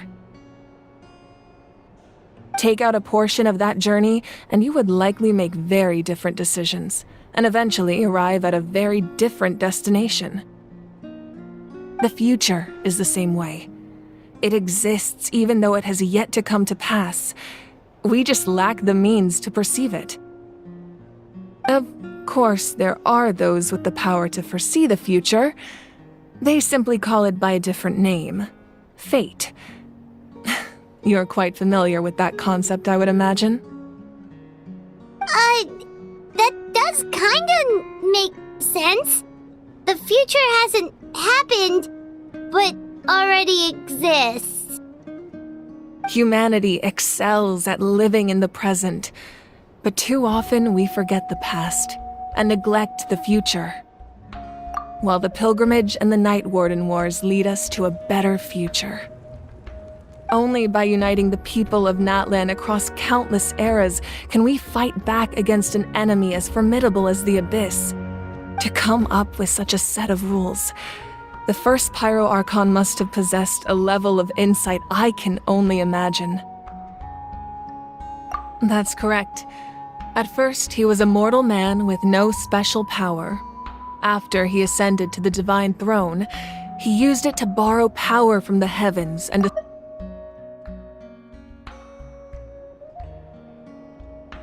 namely a framework through which ordinary people can ascend to Archonhood. By holding the pilgrimage, we're able to determine the strongest among us, and when that person ascends to the Divine Throne, their inner flame will awaken. In addition, the sacred flame will grant them significant knowledge and memory of this land.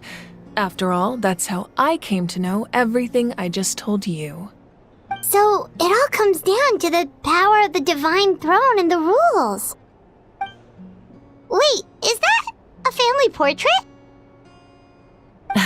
Yes, that's my mother, father, younger sister, and the little saurians we raised. I turned a piece of my dad's leather armor into a canvas and commissioned a famous artist to paint our likeness. Your sister is so cute! It looks like the two of you are really close. Paimon was having a hard time thinking of an Archon as an ordinary person, but seeing this portrait, it kind of makes sense now. It really doesn't look like there was anything special about you before. Oh, wait, is Paimon allowed to say that? A little late for that question, don't you think? Sorry! Paimon's so sorry! Paimon's mouth works faster than her brain sometimes! It's all right. I'd never get upset over something like that. No matter what others may say, my past is a precious part of my identity. I'm forever proud of the life I used to lead. Becoming the Archon doesn't mean you sever ties with your family. The position just comes with a lot of responsibilities, so it impacts how often you get to see them. My father made the most delicious stew, so my sister would often bring me a large pot of his cooking, and he would sit on a blanket and eat it together. One time, we didn't close the door securely, and the saurians you were raising ran into the room and knocked over the entire pot. My sister immediately burst into tears.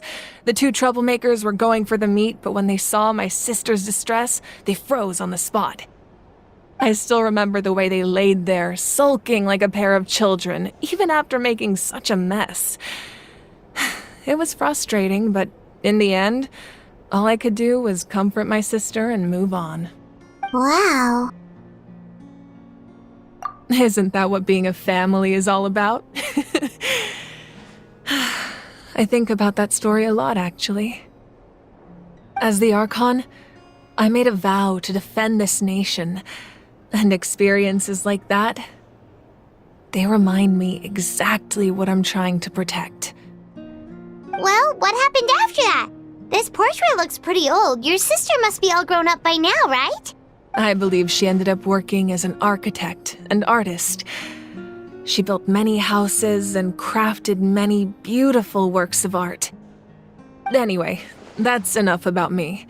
Now that the powder is settled, we can begin. Ian-san, Mulani, Chaska, over here please.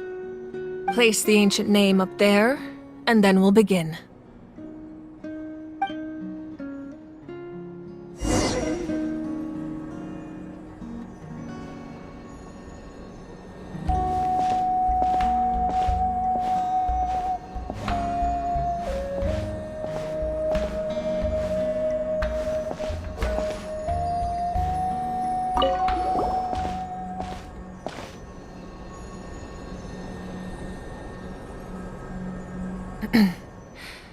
Surely as the echoes of life resound through heaven and earth, so too shall our stories remain eternal.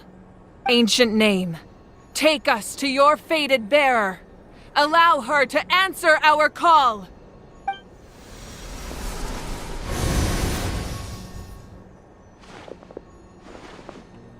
Am I hallucinating again? Kachina! Are you okay? Huh? I'm not seeing things, am I? Is the Abyss playing tricks on me again? It's okay, Kachina. It's just us. We're trying to find a way to bring you back. Everyone, you have to listen to me. I've been investigating the Night Kingdom this entire time, and I figured out what's wrong. The Wyup is being affected by the Abyss. I was waiting for the Wyup to send me back, but then this really strong monster came in and it almost killed me.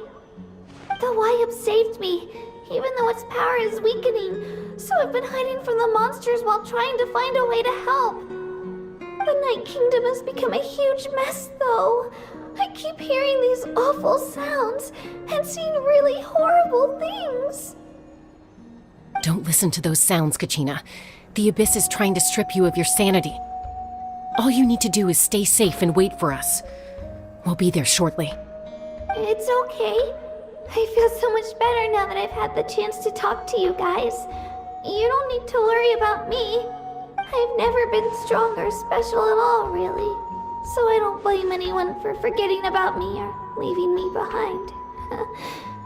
Just knowing you care is more than enough. I'll find a way back. You don't have to put yourselves in danger to come rescue me. You're always like this, Kachina. Now's not the time to act tough. We're coming for you, and that's final. I don't know what lies the Abyss has been feeding you, but I'll tell you something right now. Nobody here sees you as a burden. You're a victor of the Night Warden Wars, a hero of Natlan. All you need to do is wait for us to rescue you, and you'll get all the applause and recognition you deserve.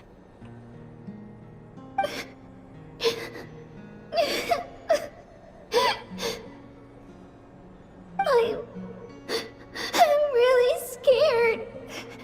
Everything's so dark and creepy here. And I want to go home. Still, I don't want you to put yourselves in danger because of me. I don't want to hold anyone back ever again. All you need to do is place your trust in us, just like you always have. No one fights alone. We're not leaving you behind. Yeah, we're so close. We can't call it quits now. Thank you. Looks like we've lost contact. Now comes the most dangerous part. You have to traverse the Night Kingdom in your physical form. This entrance to the Night Kingdom was left behind after an abyssal invasion. Even a brief amount of time inside could expose you to corrosion. I know. I'm prepared for that possibility. Alright, then I wish you all the best. I'll tell Koichi to be ready just in case. She's very experienced in dealing with abyssal corruption. That face you just made. Don't tell me you two got into another argument. No, I just feel bad for creating more work for her. I'll go with them too, Archon. The more people, the stronger the party. Thank you so much for your help, everyone. It really means a lot that you're willing to brave these dangers with me. There's no time to lose, so let's get going. Now that I've lost my power, I won't be able to provide much practical support. But I can still keep an eye on the situation from here. Eon-san, I know it's unlikely, but if you encounter a situation you can't handle... That won't happen. I hope not.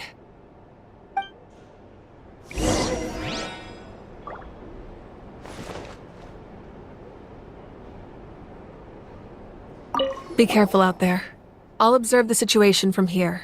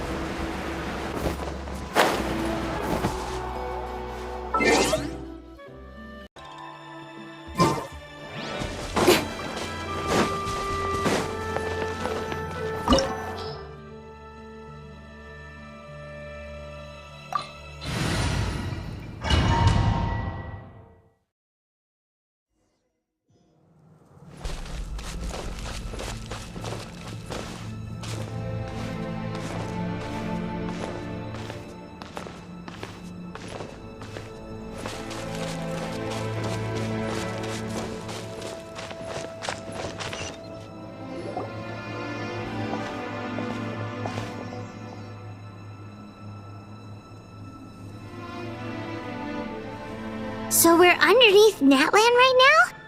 It looks nothing like Paimon was imagining. That's because in the distant past, Natlan was home to an incredibly advanced civilization ruled by dragons. Humans only established their own society after the fall of the dragons. So these are Saurian ruins?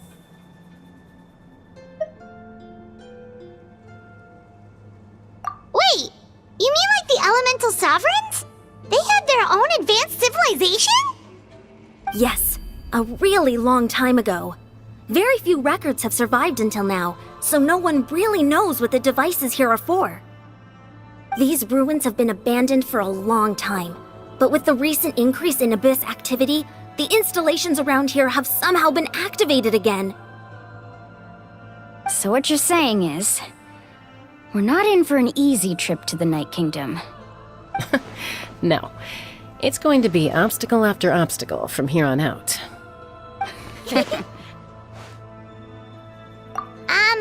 Why are you all laughing like that? It's creeping Paimon out. It's the pre-adventure excitement kicking in, right guys? Of course. I'm eager to get started. Then let's go. We won't let anything stand in our way.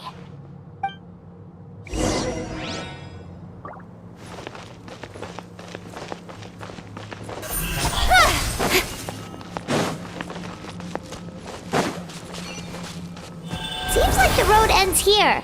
How should we get across? As a professional trainer, I think you could stand to build up your endurance, Paimon. Professional trainer? Paimon Paimon thought you were a warrior from the Collective of Planning. Well, that goes without saying. But I actually work as a sports coach. I provide professional guidance for many of Natlan's popular sports.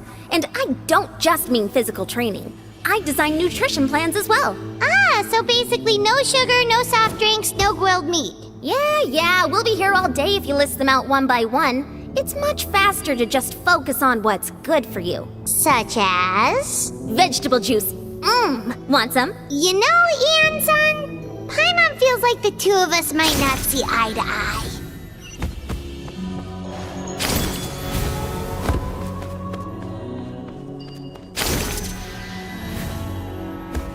Those guys look familiar.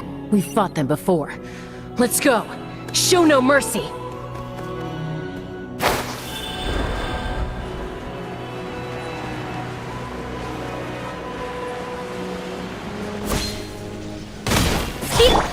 Into the wind. Everyone will take...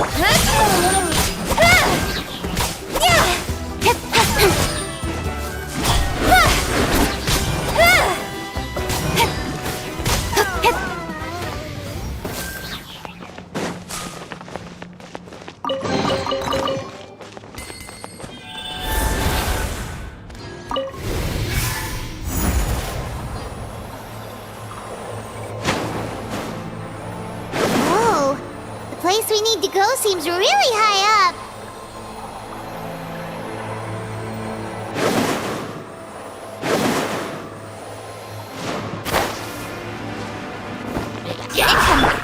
The wind knows me.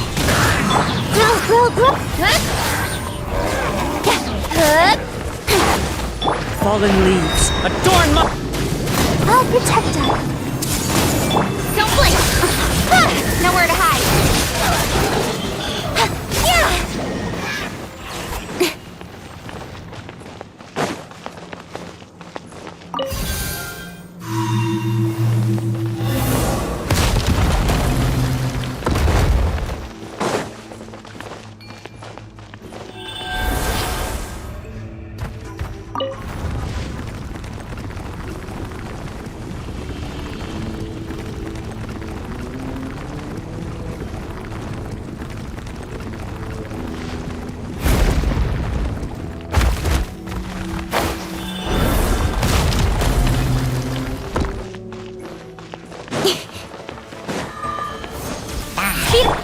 Into the wind. Let's leave her to loop. Clouds high. The birds... I see everything. With sword comes shadow. Incoming.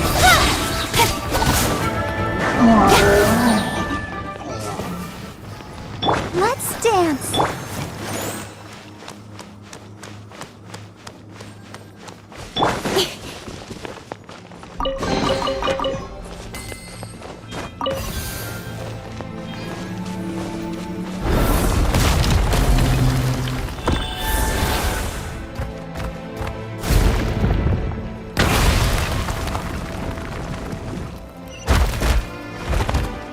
This is the final stretch. We just need to climb up, and we'll be there.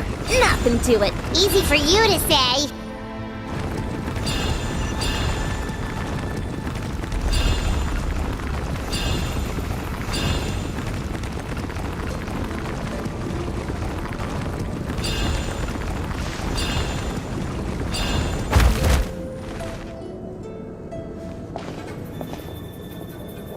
This must be the entrance the Pyro Archon told us about. The one ripped open by the Abyss. Yes. There's something in the depths of this place that feels familiar, yet also foreign. We actually have to go in there? Okay, Paimon just needs to psych herself up. Don't push her through before she's ready.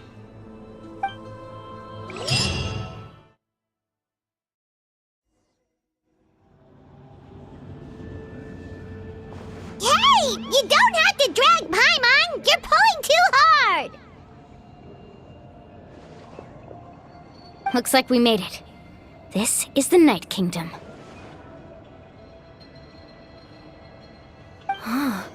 It looks so different from what I imagined in the stories.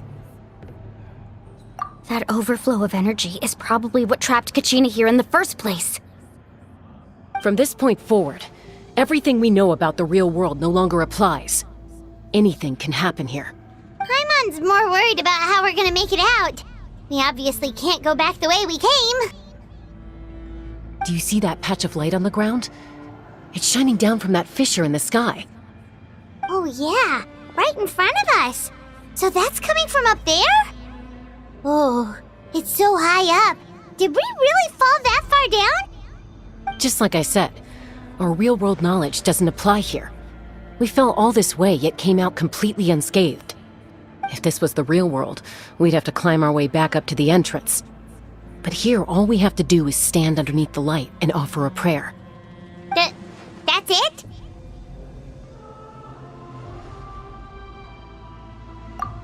Right. We still got a job to do. So that means all we need to do is find Kachina and bring her to this location. Exactly. This light is streaming in from the real world. It's a link between the two realms. The terrain looks difficult to navigate, and the visibility's not great either. How are we supposed to find Kachina in these conditions? Yeah, these floating black things don't look super friendly either. Those are all manifestations of abyssal power. Be careful. Ghost! A talking ghost! Calm down, I'm here to help. You're the ones who helped Vichama, right? Yes, I'm Vichama's friend, Malko. I was completely lost to this realm until I sensed a mysterious power calling out to me. It's like it was seeking me out, attempting to reassemble the pieces of who I used to be. Of course, it could only do so much. I'm sorry I can only appear before you in this imperfect form. No, we should be the ones apologizing. If the Spirit Speaker Stone hadn't become corrupted by the Abyss, we could have done much more. But we had to destroy it. Otherwise, Vichama and his tribe would have been in danger. Of course. Thank you for protecting him. I never imagined that, even after all these years, he'd still take such a risk for me. Under the power of the stone, it felt like our souls were connected. Turns out even our regrets were exactly the same. Whether in triumph or death, you want your best friend by your side. Exactly. That may not be in the cards for us, but it's not too late for you. You're looking for a young girl from the Children of Echoes, right? She's being chased by an embodiment of abyssal power. I'd like to help her while I'm still in this form, so follow me. Be careful. This place has been severely corroded by the Abyss. Paimon didn't realize it had gotten this bad. It's like a seething volcano ready to engulf our world at any moment. Ouch! Quick, get back here! Stick close to me. My power will be able to ward off attacks for the time being.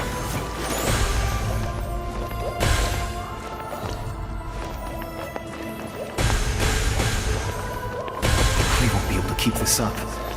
Let's try another route. This way.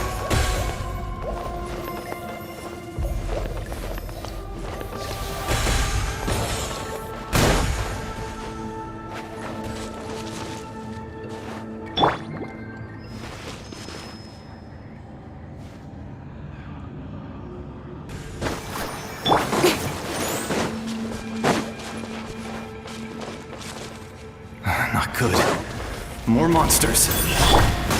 We shouldn't waste our time on them.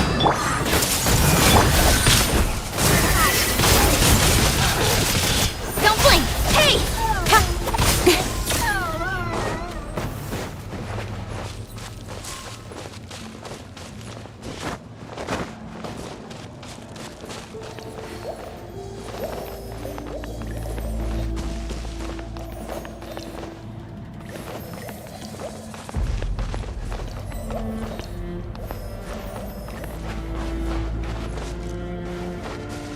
Oh, Paimon can't see anything! It's easy to get lost here. Just stick close.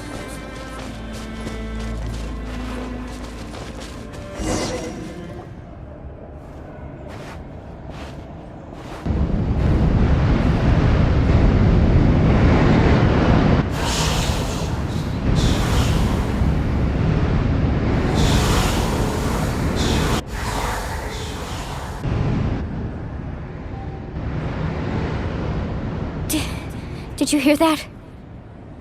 What? Never mind. It was probably just my imagination. Don't scare Paimon like that! I heard it too. It was a voice from the Abyss. What did it say? Doesn't matter. It certainly doesn't harbor good intentions.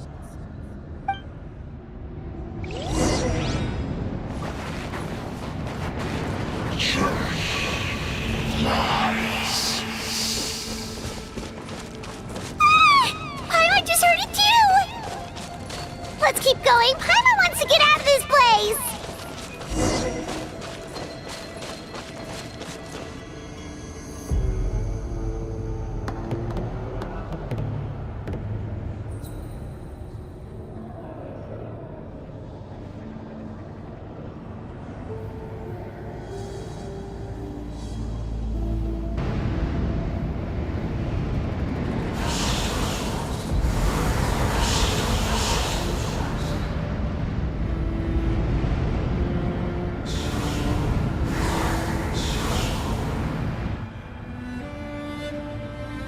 We're here, Kachina! Honey? You made it! Looks like our reunion will have to wait until we take care of these monsters. Good idea. Let's go!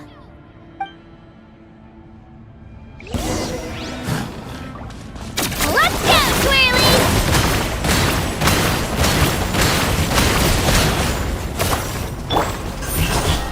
As one with wind and cloud!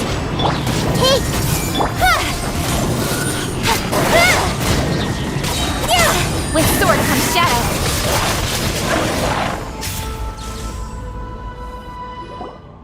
You're here! You're finally here! Thank you so much! That monster can appear from anywhere. It almost caught me a bunch of times.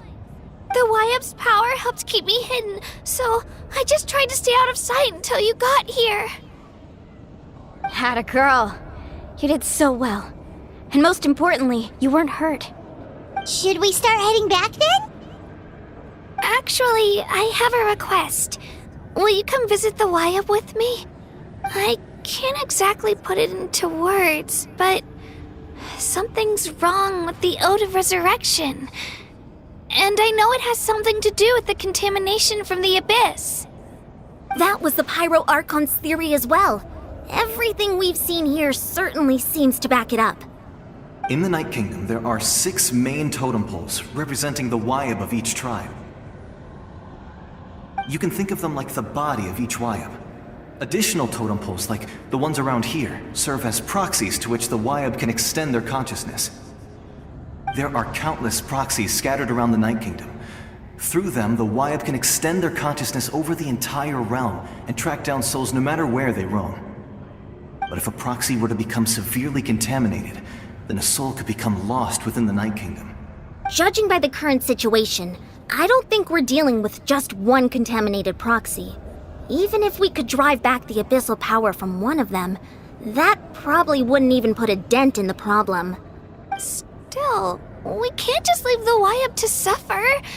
It's protected me this whole time. I agree. We might even manage to draw out the monster that's been hunting Kachina. Getting rid of the monster might slow down the deterioration of the Night Kingdom.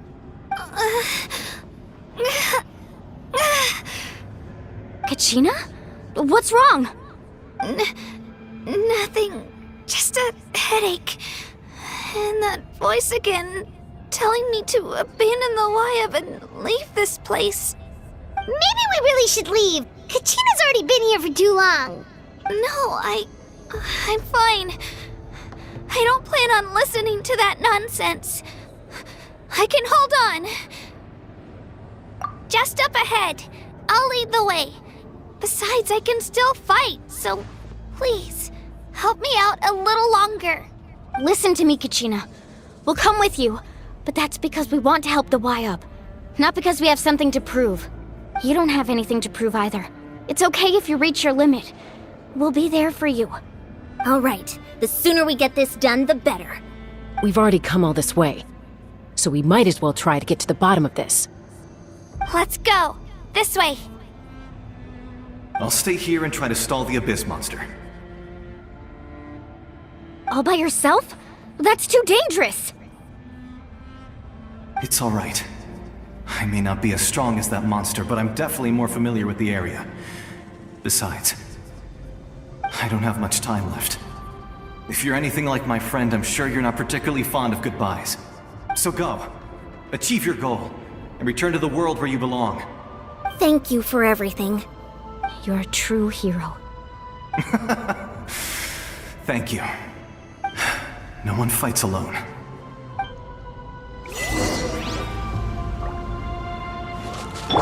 Does your head still hurt? Let me help you walk. I'm fine. You should know I'm made of stronger stuff than that.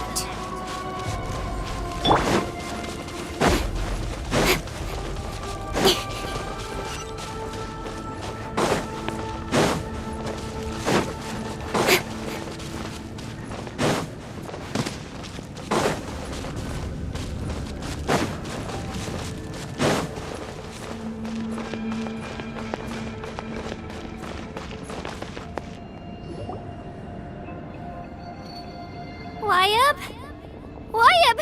I'm back! My friends and I are here to heal you. Wyab, can you hear me? Wyab? So we were right. The contamination is already too severe. It's preventing the Wyab from answering our calls. Alright, get ready everyone! Time to purge the abyssal energy from this place! Careful. We've got company. Already? You really think that puny soul could slow me down? Courage in the face of futility is pure folly. He tried to get in my way, so I disposed of him. You killed Malco? He would have dispersed with or without me. Rather than worrying about him, I would urge you to focus on yourself. You may have defeated others of my kind in the past, but underestimate me now, and it will be to your peril. No, the power of the Abyss is intoxicating. The destruction it seeks captivates like a masterful work of art. I strive only for the opportunity to see it up close. I thought this naive little girl was an exception, but it turns out humanity is full of lambs willing to offer themselves up to the slaughter. That is the tragedy of your short lives. You understand nothing of all-encompassing power. Ancient names, pride, friendship, all empty ideas invented to give you a false sense of self-worth. They possess no power at all.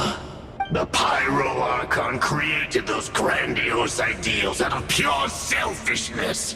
Anything to avoid sharing power. Anything to avoid handing over the primordial gift to ordinary people like you.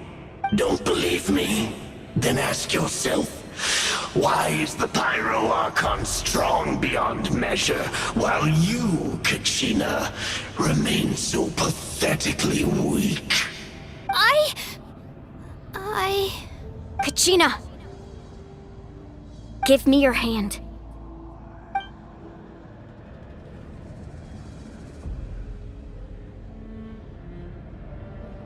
Feel that? I'm right here next to you. Thanks, Moalani. You're right. I have nothing to fear. Because I'm not alone anymore.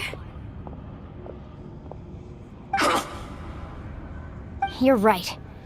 Maybe comforting ideals don't have any power, but you also couldn't be more wrong.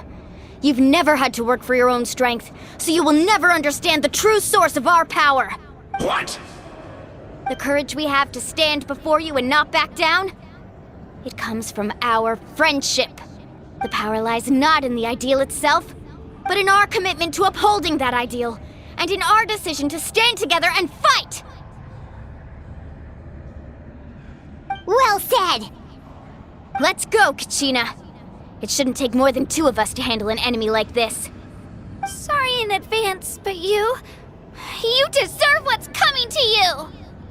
There aren't many in Natlan who can beat us when we're together. It's time he got a taste of that kind of power.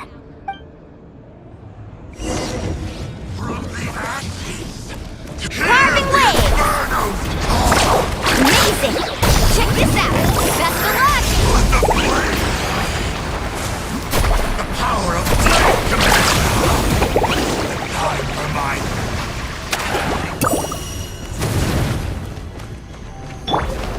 Drilling down! From on high! Let her down!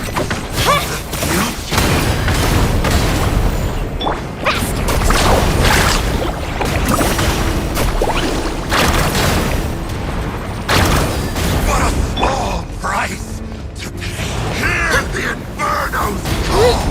Hear the Inferno's call! Carving waves! The fate of this world is all... We won! We actually won! That's what he gets for underestimating you two. Fantastic work, Kachina! Absolutely fantastic! This makes me so unbelievably happy. I'm happy too, Mualani. Together we really are unstoppable! Huh? What's happening?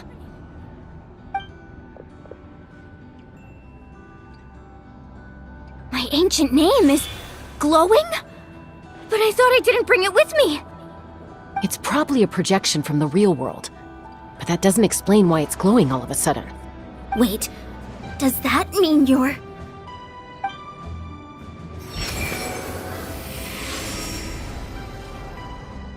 That was a bold move, diving headfirst into the fire to save your friend, especially in a place so overrun with abyssal corruption. Still, seeing you pull it off was really something. Everything you said was exactly right. As isolated individuals, we stand no chance against the power of the Abyss. It took years' worth of scars and lots of unnecessary suffering for me to understand that for myself. The Pyro Archon's plan will unite us as one. Everyone has a part to play. Only then will we have the power to defeat the strongest of foes. Who are you? Tupac, a warrior from the people of the Springs. I fought against the Abyss during the invasion 500 years ago. I've heard that name before. You were the giant who saved all of Natlan. Since you were able to awaken my words from your ancient name, that means you have fully embodied the aspirations of the Wayub. Under the name Umoja, you shall unite the tribes and save Natlan from its impending doom. Me? As long as blood still runs through your veins, even the tiniest spark of steel against stone can ignite a flame. Its blaze will become one with our vision for Natlan. Even amid everlasting darkness, our bonds remain eternal.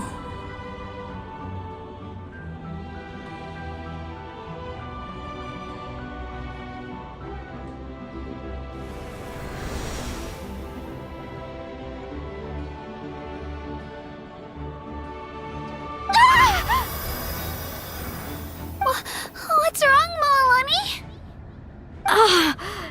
So many memories. My brain was just flooded with everything he once knew. So that's what happened. What do you mean? Did you just figure something out? 500 years ago, they foresaw the very crisis we're facing now. Efforts to save Natlan started all the way back then. We can go over the details once we get back. We shouldn't linger here longer than we have to. I know bits and pieces, but I had no idea Mualani was also part of the plan. This sounds like something that's going to need a lot of explaining. Let's focus on saving the Wayub first.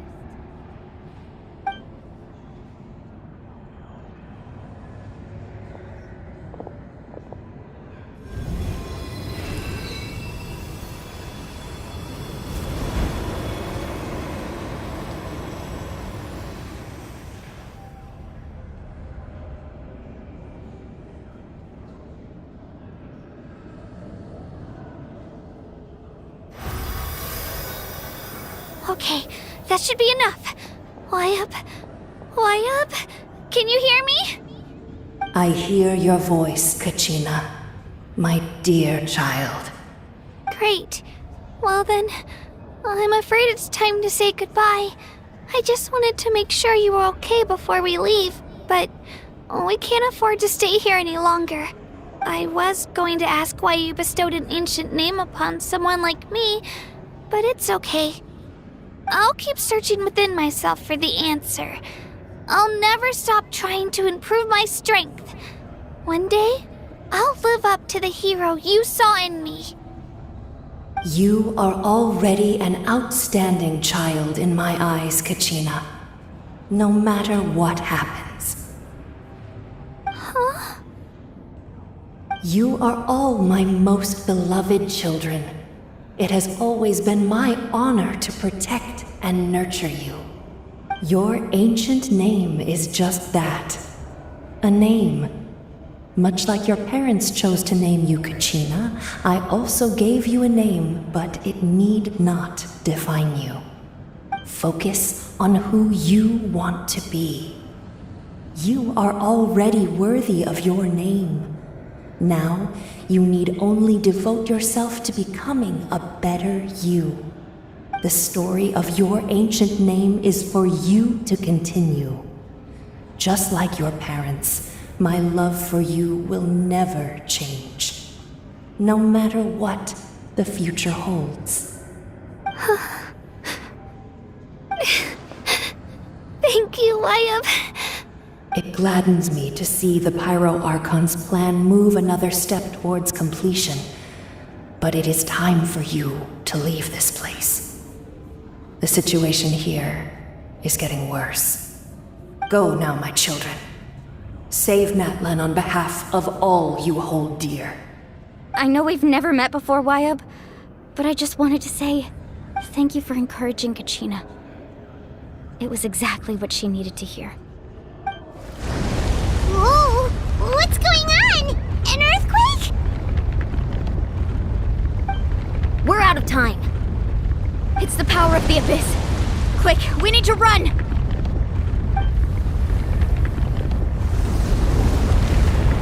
It's a Seelie! The Seelie opened the way for us!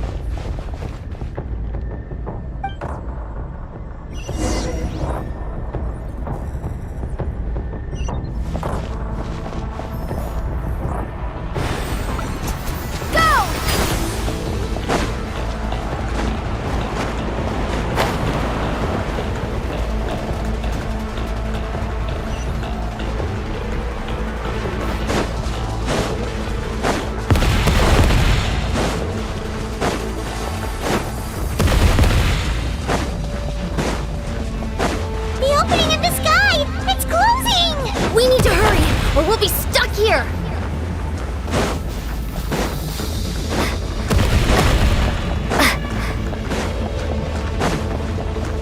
Watch out for the falling rocks! Quick, through the middle!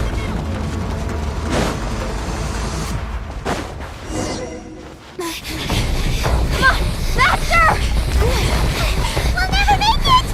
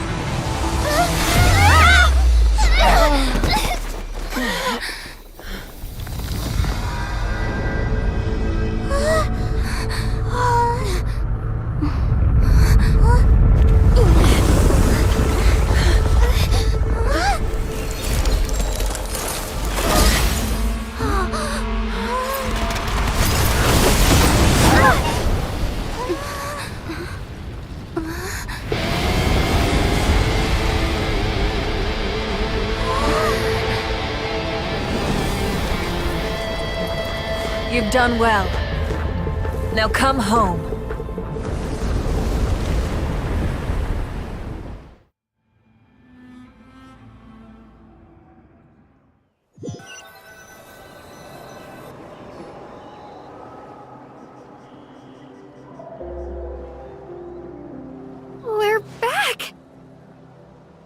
Pyro Archon saved us. But she's not here. Yeah, didn't she say she used it all up? She's still in the speaker's chamber. What we saw in the Night Kingdom was just her consciousness. So you're saying her consciousness did all that? Every great display of power comes at a price.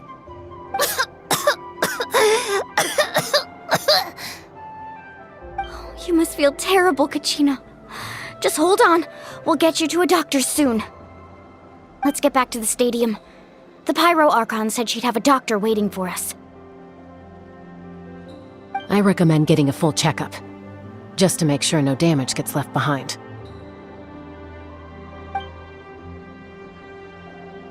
Paimon feels okay. What about you, Traveler?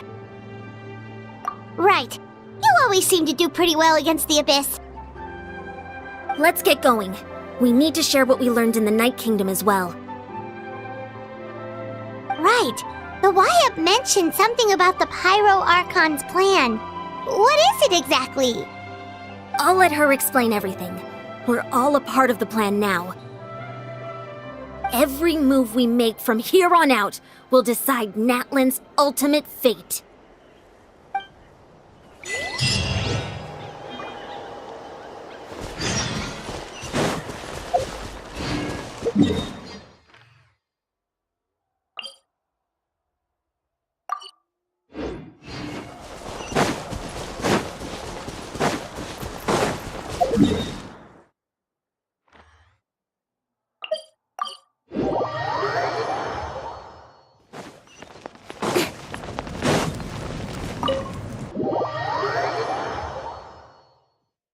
I'll protect us.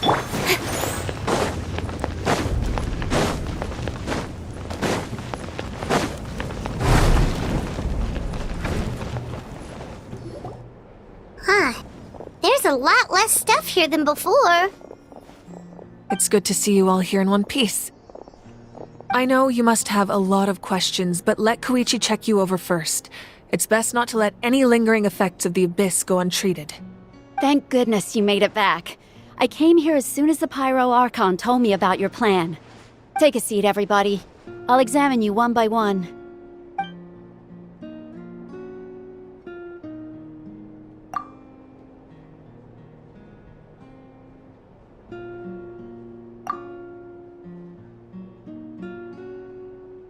All right, that should do it for now. But just to be safe, I'll perform another checkup in a couple of days. I have to say, though, I've never seen anyone react to the Abyss like you, Traveler. It's like you're completely immune to its power. She's always been special like that.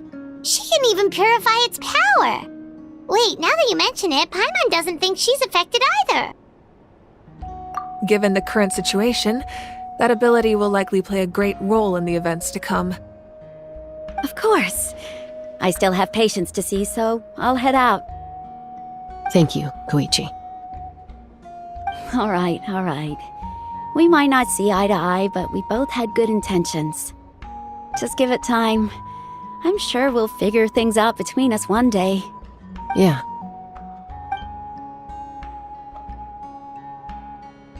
All right. There's so much to discuss, I don't even know where to begin. You've seen it for yourselves now. The devastation in the Night Kingdom. I'll get straight to the point. Natlan is on the verge of destruction. It's very possible our nation has less than a year before total devastation. Huh? No.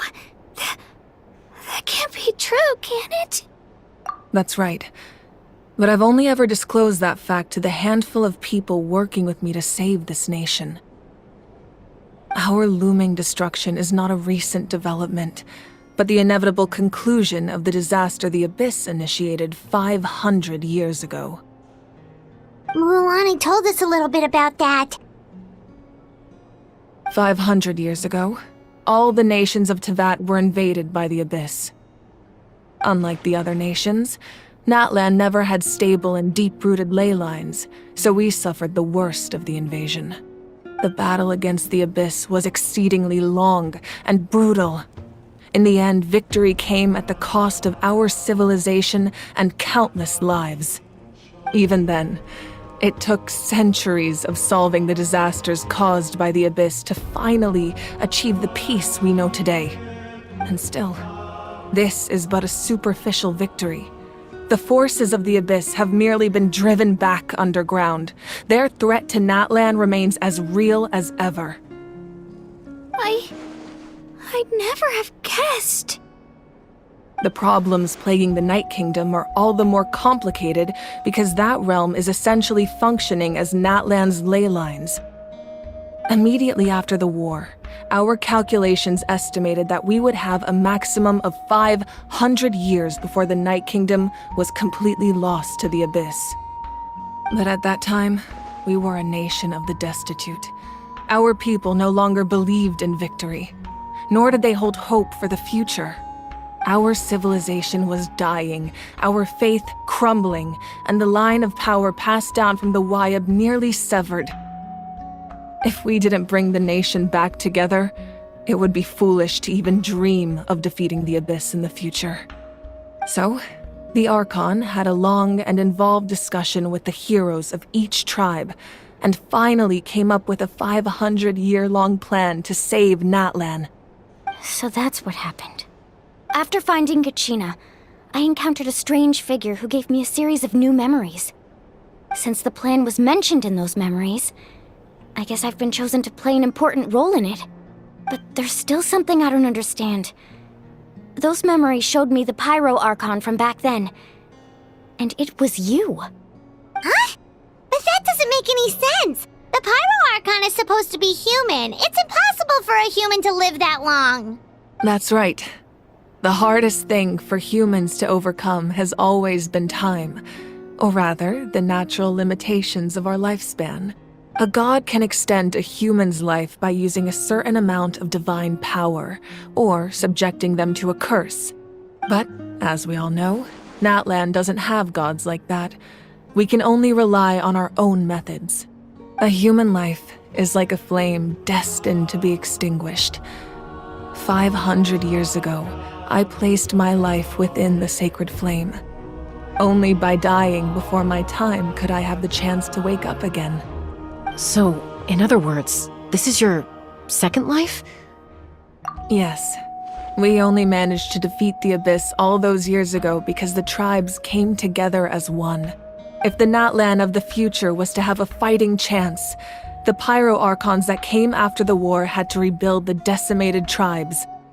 The goal was to reunite the people and restore the strength of each tribe's Wyab. Once a tribe was back to its full strength, the tribe's Wyab would select a hero, indicating the tribe was once again ready for war. The Chosen would then stand by my side in defense of our nation, just like great heroes of old 500 years ago. So that means I'm one of the Chosen? That's right. You bear the ancient name Umoja, the same one held by the hero from your tribe 500 years ago. It means unity. After your adventure in the Night Kingdom, I trust you've come to fully understand the meaning of that name. So in other words, you always knew who the Wyab were going to pick from each tribe? Yes. According to the plan, each tribe was supposed to have been fully restored by the time I awoke. But something went wrong along the way. The 6 heroes successfully inherited the ancient names from 500 years ago, but the intel regarding the plan wasn't passed on to them. Once again, it comes down to the deterioration of the Night Kingdom. Communication between the Sacred Flame and the Wyab has been blocked. Just like how the Ode of Resurrection failed to bring Kachina back. Exactly. It's just another tactic the Abyss is using against us. The Abyss may not possess intelligence, but its methods certainly aren't easy to counter. If we want to unblock that information from being passed on, my presence alone isn't enough.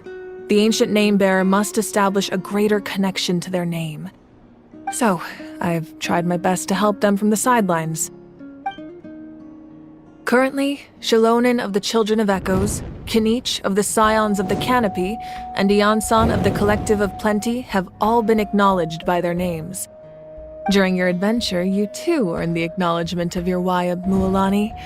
In the process, you gained the memories stored within your name. Well, we have less than a year! Yes, but we have no choice. We cannot start the plan until all the heroes have been gathered. That's also why I haven't been able to take action despite the urgency of the situation. But if you knew this whole time, why didn't you just tell me about my role in all this? Wouldn't that make everything go a lot faster? Perhaps, but the opposite could also be true. Knowing your destiny too early could mean failing to realize your full potential. Just like your determination to save Kachina, I hope your commitment to this endeavor comes from your own strength of will, rather than a sense of obligation. So I suppose you're not going to tell us who the final two heroes are then? That's right. Their time is yet to come. Putting pressure on them beforehand will only hinder their development. I can only trust in the judgment of the Wayab. I have never believed I could solve this crisis alone. In fact, it was precisely because I chose to trust and rely on others that we managed to get this far. Natlan's salvation lies not in its Archon or any singular individual, but in us all. You're quite perceptive, aren't you? I thought I might get away with avoiding the topic. Huh? Oh, right! All of the stuff you stored here before, where did it all go? Even though I sacrificed my power, I still needed a contingency plan to ensure you would make it back from the Night Kingdom. After all, I was the one who allowed you to take that risk, and Mualani has an important role to play in my plan. In addition to their sentimental value, the items I stored here held a much more important purpose: fuel. Fuel?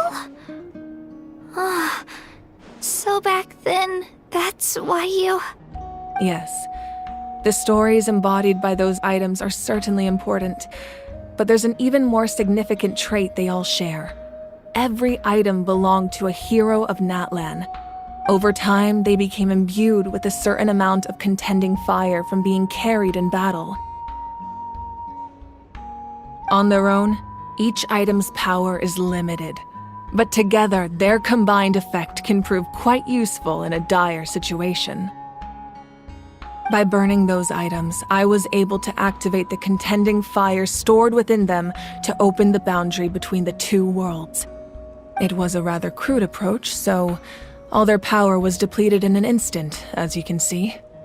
But weren't they all precious treasures? What about their stories? That's exactly why I dragged you all here.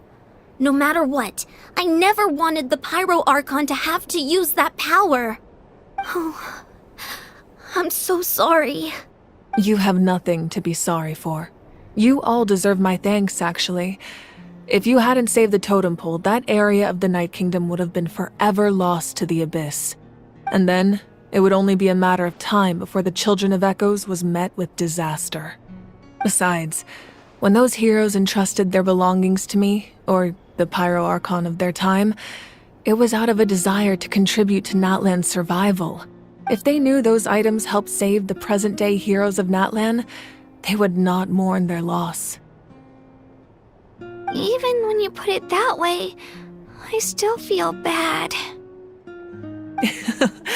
There's no need. Remember what I told you about time? The people and the events of the past are never truly lost to us.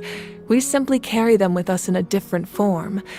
In that sense, we didn't lose anything at all. If you still have regrets, let them fuel your resolve in the battles to come. Your deeds will become new legends and nurture new forms of power just like the items once stored here. Well, we'd still like to return the favor. Well, if that's the case, just treat me to a drink sometime. Now that Kachina has returned, we can finally hold the victory feast and celebrate your team's triumph in the Night Warden Wars. And we could all use the rest, that's for sure. Plus, you'll be able to silence everyone who doubted you once and for all, Kachina.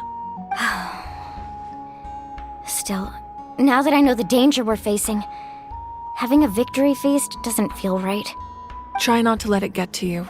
It's important to stay calm. Worrying about it will only affect your judgment. All right. You should head out.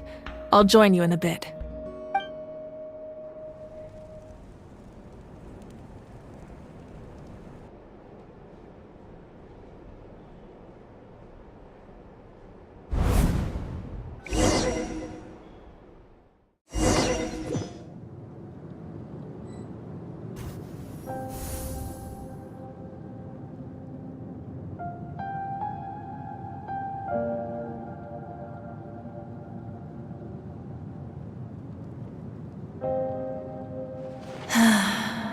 When I was young, I used to sit by the hot springs and listen to the stories of warriors from all over Natlan.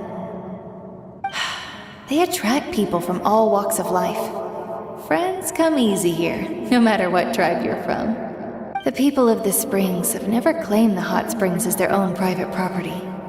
They are there to bring all hot spring buddies together. It's been really nice, seeing the children of my tribe get older. It's helped me gradually understand the true value of the springs. I've witnessed their energy, their determination, their absolute passion for life. Even when they cause trouble, I never managed to hold on to my anger for long. It's unbelievable how quickly they worm their way back into my good graces. I'm certain Mualani will become a great warrior when she grows up. She possesses infinite potential. I can see it. One day, when I'm no longer in fighting form, I'll come here and tell stories to all the children, just like those warriors did for me.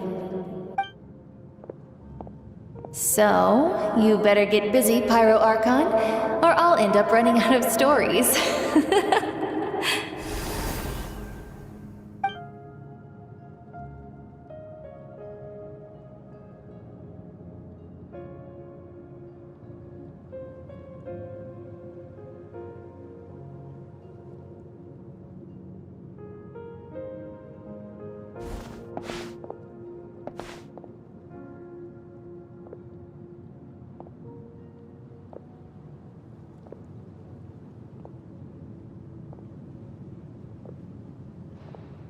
Our nation is engulfed in darkness. Our tribes stand divided, and yet you promise victory in the distant future. The Abyss is a cunning enemy, one that I faced in battle many times. Were that not the case, I would never understand exercising this degree of caution. My rage will never know absolution, and my power will no longer aid you in victory. But you came to me because you knew you could convince me with just a single sentence. I understand your choice. The heroes of today will forge the path ahead with blood and fire. Just remember to earn us the victory we are owed. Otherwise, rest assured, I'll find a way to collect the debt. For Natlan.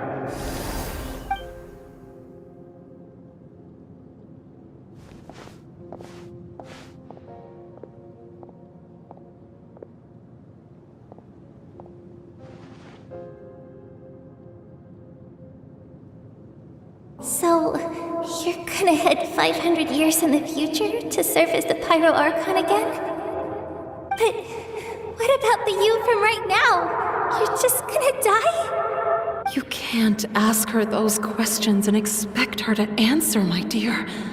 The decision is hers to make, and she deserves our support. We will do everything we can to rebuild the tribes.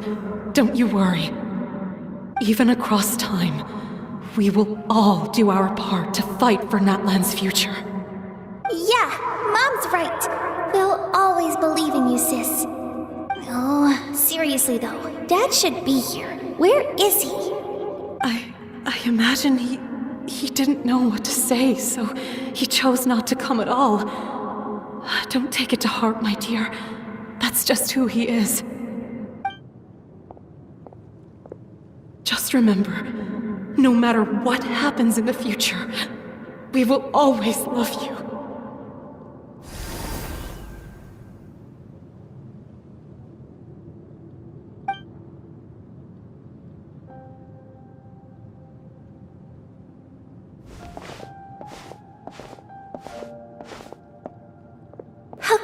find you one day. I know I can't live that long, but I'll think of something. There has to be a way for us to meet again one day. If there's an answer out there somewhere, I'm gonna find it. So, don't forget about me.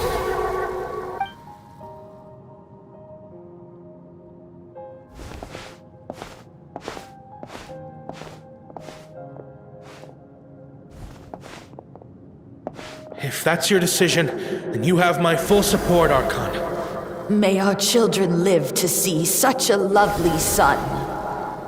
For Natlan! No one fights alone.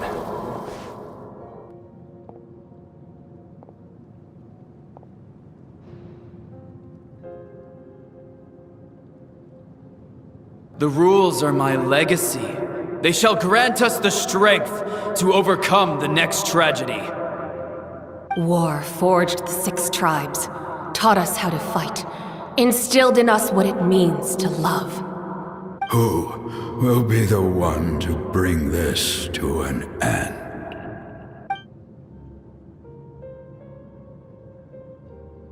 We are the inheritors of memory and legend. Those who grew alongside sun and wind. Those who forged our own destiny and future. That is Natlan's fire, the lifeblood of our nation.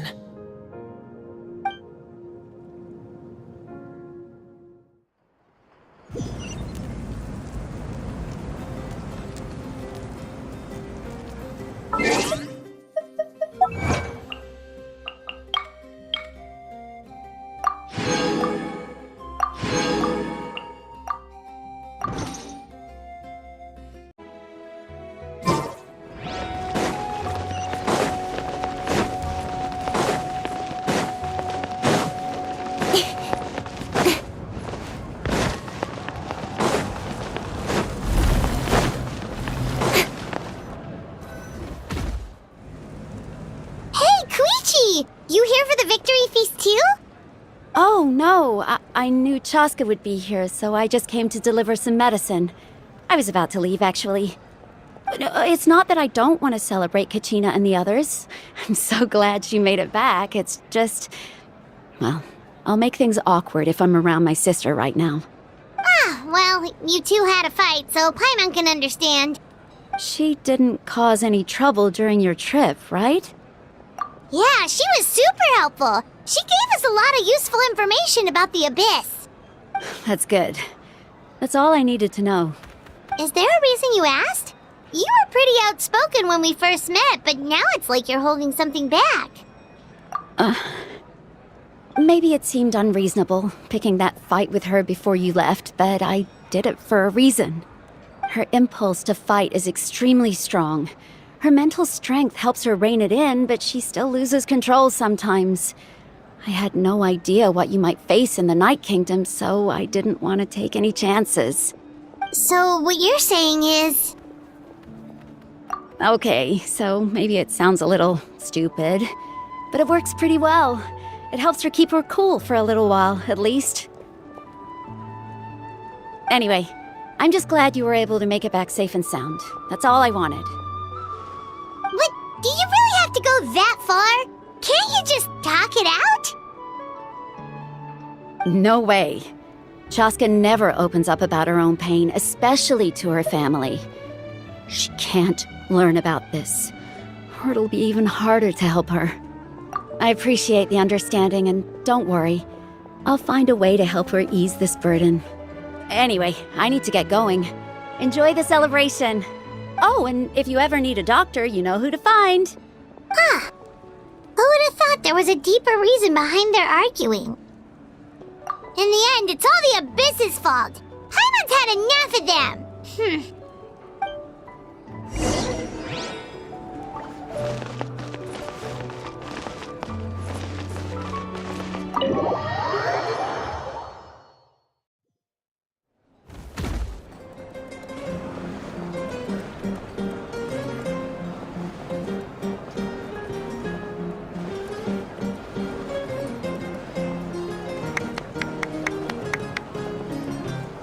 Let's give a huge round of applause to our brave young warrior, Kachina! Woohoo!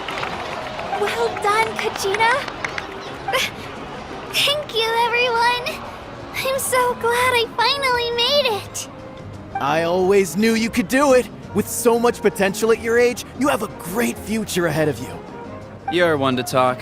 Don't think I didn't know you were the first person to abandon your team. I'll be dealing with you when we get back. I had no choice. My friend invited me. I couldn't just say no. Oh, really? So you weren't just trying to get ahead in the first round? I wasn't, I swear. I just happened to find that bearer injured in the wild, so I stopped to bandage his wounds. When he insisted on repaying the favor, what was I supposed to do? I'm just one person. I figured Kachina would have no trouble replacing me. But the fact of the matter is that after your departure, everyone else started thinking about swapping teams too. I'm really sorry, Kachina. It was wrong of us to abandon you like that. It's amazing that you still made it all the way through to the Night Warden Wars. That's the highest honor. So, what about you guys? Did you make it far? Our team captain drank too much the night before the competition and turned up late to the stadium on the day. We got disqualified. Serves you all right. No sympathy from me. All right. There's no need to be like that, Uncle Pakal. Dear friends, I'd like to say a few words. Firstly, I'm grateful to my friends and our great Archon for helping to bring me back. This traveler and her companion Paimon are some of the strongest people I've ever met. If they were allowed to participate in the pilgrimage, I have no doubt that they'd win the whole thing. They've agreed to let me learn from them. With their help, I believe I can become even stronger still.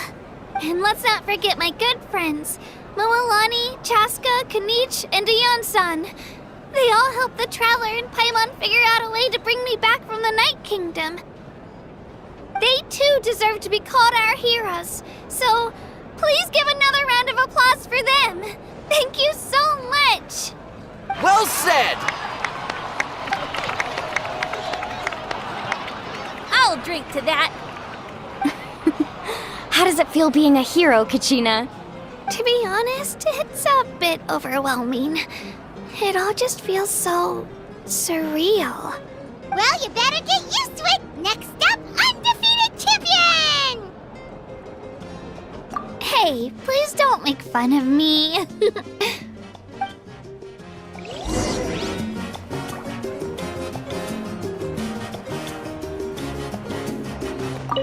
My apologies.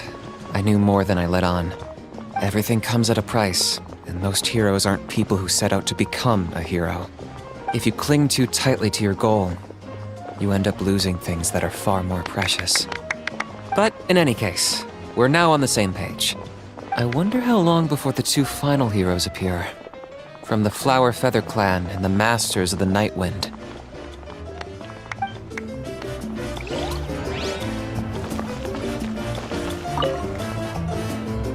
At previous victory feasts, you'd always find me in the crowd singing and dancing. But after what I found out today, it's too much. I'm still trying to process it. It does feel weird seeing you so out of sorts. Is this another pearl of wisdom based on your adventuring experience? Well, Paimon agrees with the Traveler. Everyone's come together to celebrate Kachina's achievements. That's gotta be a first. You're right. Kachina looks really happy. And now I'm being the moody one. Enough doom and gloom. Time to shake it off.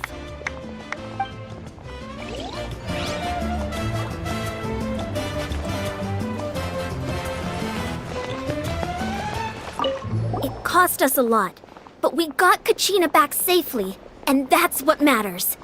There'll be even tougher challenges coming our way in the days ahead, though. We'll have to train harder, make sure we're in peak condition. That includes you, Paimon. I can do a special one-off session to show you the ropes. Interested? No thanks. It's rare to meet travelers as strong and brave as yourselves. I raised my glass to you. Anyway, my sister's already gone back to our tribe. She has patients to treat. Oh, we actually ran into her on the way here and, well, Paimon just thinks she really cares about you. Yeah, I'm planning on visiting home myself in a few days. To tell her and the rest of the family that they need to be extra careful. I just hope they take it seriously. The Abyss has likely sensed your arrival in Natlan by now. So exercise caution on your adventures as well.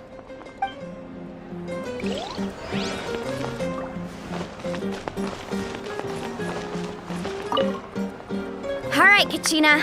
Let's party!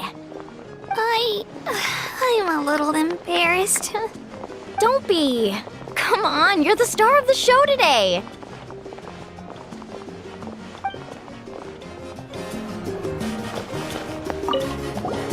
I've been through so much all at once. Everything still kind of feels like a dream. Are you still feeling unwell? Nope, all better now. I told you I bounced back pretty quick, so don't worry about me.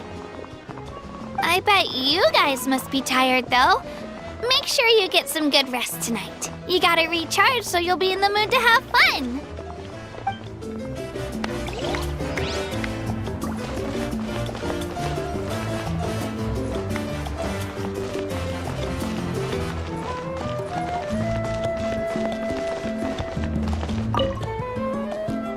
Ah, you're here. Have some fruit juice. I got it specially for you two. How did you know? That's Paimon's favorite! You look like you've still got questions. Ask away. Because they had their own lives to live. The thought of telling them, abandon your families and everyone you love, and come with me to the end of time, for in 500 years Natlan will be destroyed, it seemed too cruel. You could just as easily point out that everything in this world would come to an end eventually. But life is short, and beyond a point, it just doesn't seem real. Imagine if I said, let's leave right now, and go save the sun because it'll flame out in a few million years. It would sound quite ridiculous. I couldn't make them shoulder that burden with me. Besides, every generation will have its heroes, this one included. The plan could still work without them. Or, of course, without me. But since I was the one who came up with the plan, I felt duty-bound to see it through to the end. Paimon's suddenly remembering that portrait in your room. Was that your family from back then? Yes, it was. So when you asked me who my sister grew up to be, the truth is that very little information survives. From what I've been able to piece together, I can conclude with a reasonable degree of confidence that she ended up as an architect and artist. She played an instrumental role in rebuilding the scions of the Canopy tribe, designing and building many houses.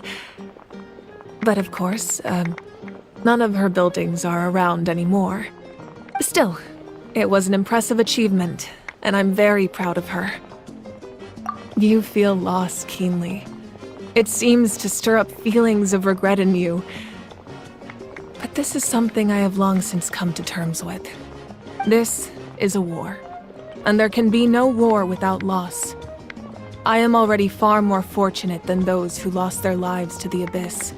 The people of Natlan look to me as their Archon, and the weight of their expectations is mine to bear. I must see our fate through to the very end, no matter what I may find there. Yeah, doesn't that mean the way everything ends has already been written, including your plan? I suppose, but so what? Don't forget, time takes many forms. The past, present, and future coexist, and all are equally important. Even if the future ends in destruction, there's still no reason to give up on the here and now. And it's precisely because we humans cannot know our fate that we will never give up on our struggle. This is a pivotal moment. We are still 2 heroes short. Well, 3 to be precise. There's one further hero who I'm hoping to get on my side, whatever it takes. Your resistance to the corrupting power of the Abyss is truly remarkable. It would easily make you an all-important figure in the upcoming battle. If you agree to join us, you will not only gain my full support in your journey, but I will also forge a brand new ancient name for you. Ancient names can be forged? They can. Several strict conditions must be met, but if they couldn't be forged at all, then the number of them in circulation would have long dwindled to 0. Possessing an ancient name would mean that your adventures in Natlan are recorded in full. Your stories would be remembered by our people for all the years to come. The Ode of Resurrection may have temporarily lost its power, but still, take this as my personal guarantee that I shall never let you fall. Just like in the Night Kingdom, I will be there for you. That is a promise I will fulfill at all costs. This nation always honors its heroes. Yeah, we can't just ignore the situation here. Wonderful. Then I'll reach out to Shilonen right away. She's the one who will forge the name. We've never forged an ancient name for an Outlander before, but I trust she'll find a way.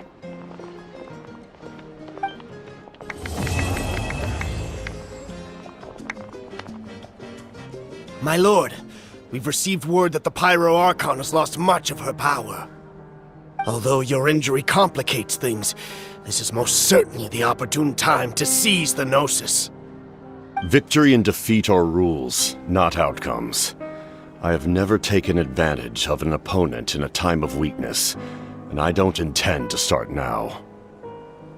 As for you, I must confess, I did not expect that little trick of yours to save the day. No matter how dense the fog, as long as the sun remains, we cannot turn day into night. She could have dispelled it. She simply chose not to. You don't have much time, and you're injured on top of that. What do you plan to do next? I'm beginning to see just how useful you may turn out to be. You heard something from here, didn't you?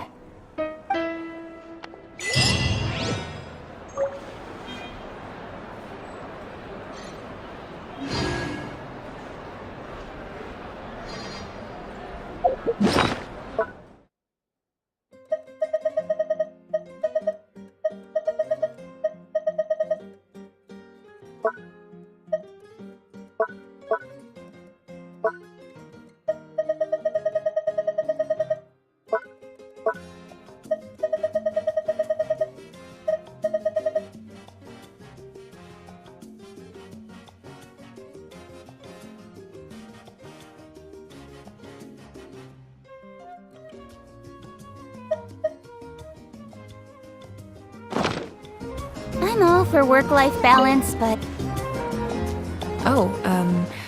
Something else you'd like to ask?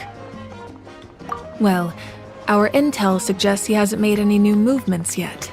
Although Kenichi's investigation helped us confirm that he's being aided by someone from the Masters of the Nightwind. I'm getting closer to narrowing down who that may be, but it's still unclear whether this person aided the captain out of willingness or coercion. If you learn anything about this during your adventures, please let me know. Something else you'd like to ask? The Abyss is the most formidable enemy in all of Teyvat. In the beginning, it took failure and tragedy to even begin to learn how to fight back. All of the methods you've seen in other nations were developed based on experience and insight passed down over generations. We know them to work, but few of us actually understand why. It's the same for the method we use here in Natlan. Ever since ancient times, elemental energy has been one of our most reliable weapons against the Abyss. As for the principles behind it, I'm afraid you might have to seek answers from someone older than the position of Pyro Archon itself. Something else you'd like to ask? That also comes down to the long-standing effects of the Abyss. Our people's survival is inextricably tied to the Wyab. But their power has its limits. They cannot offer our people the same degree of protection outside our borders. In fact, people who do decide to leave often suffer from memory loss and emotional issues. Everyone in Natlan understands this.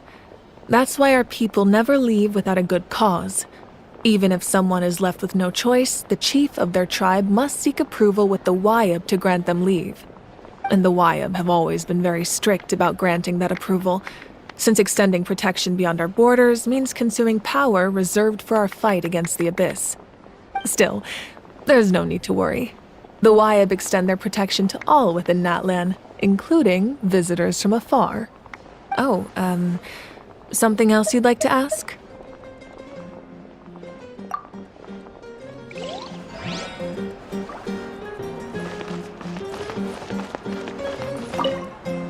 All right, Kachina, let's party! I'm a little embarrassed. Don't be. Come on, you're the star of the show today.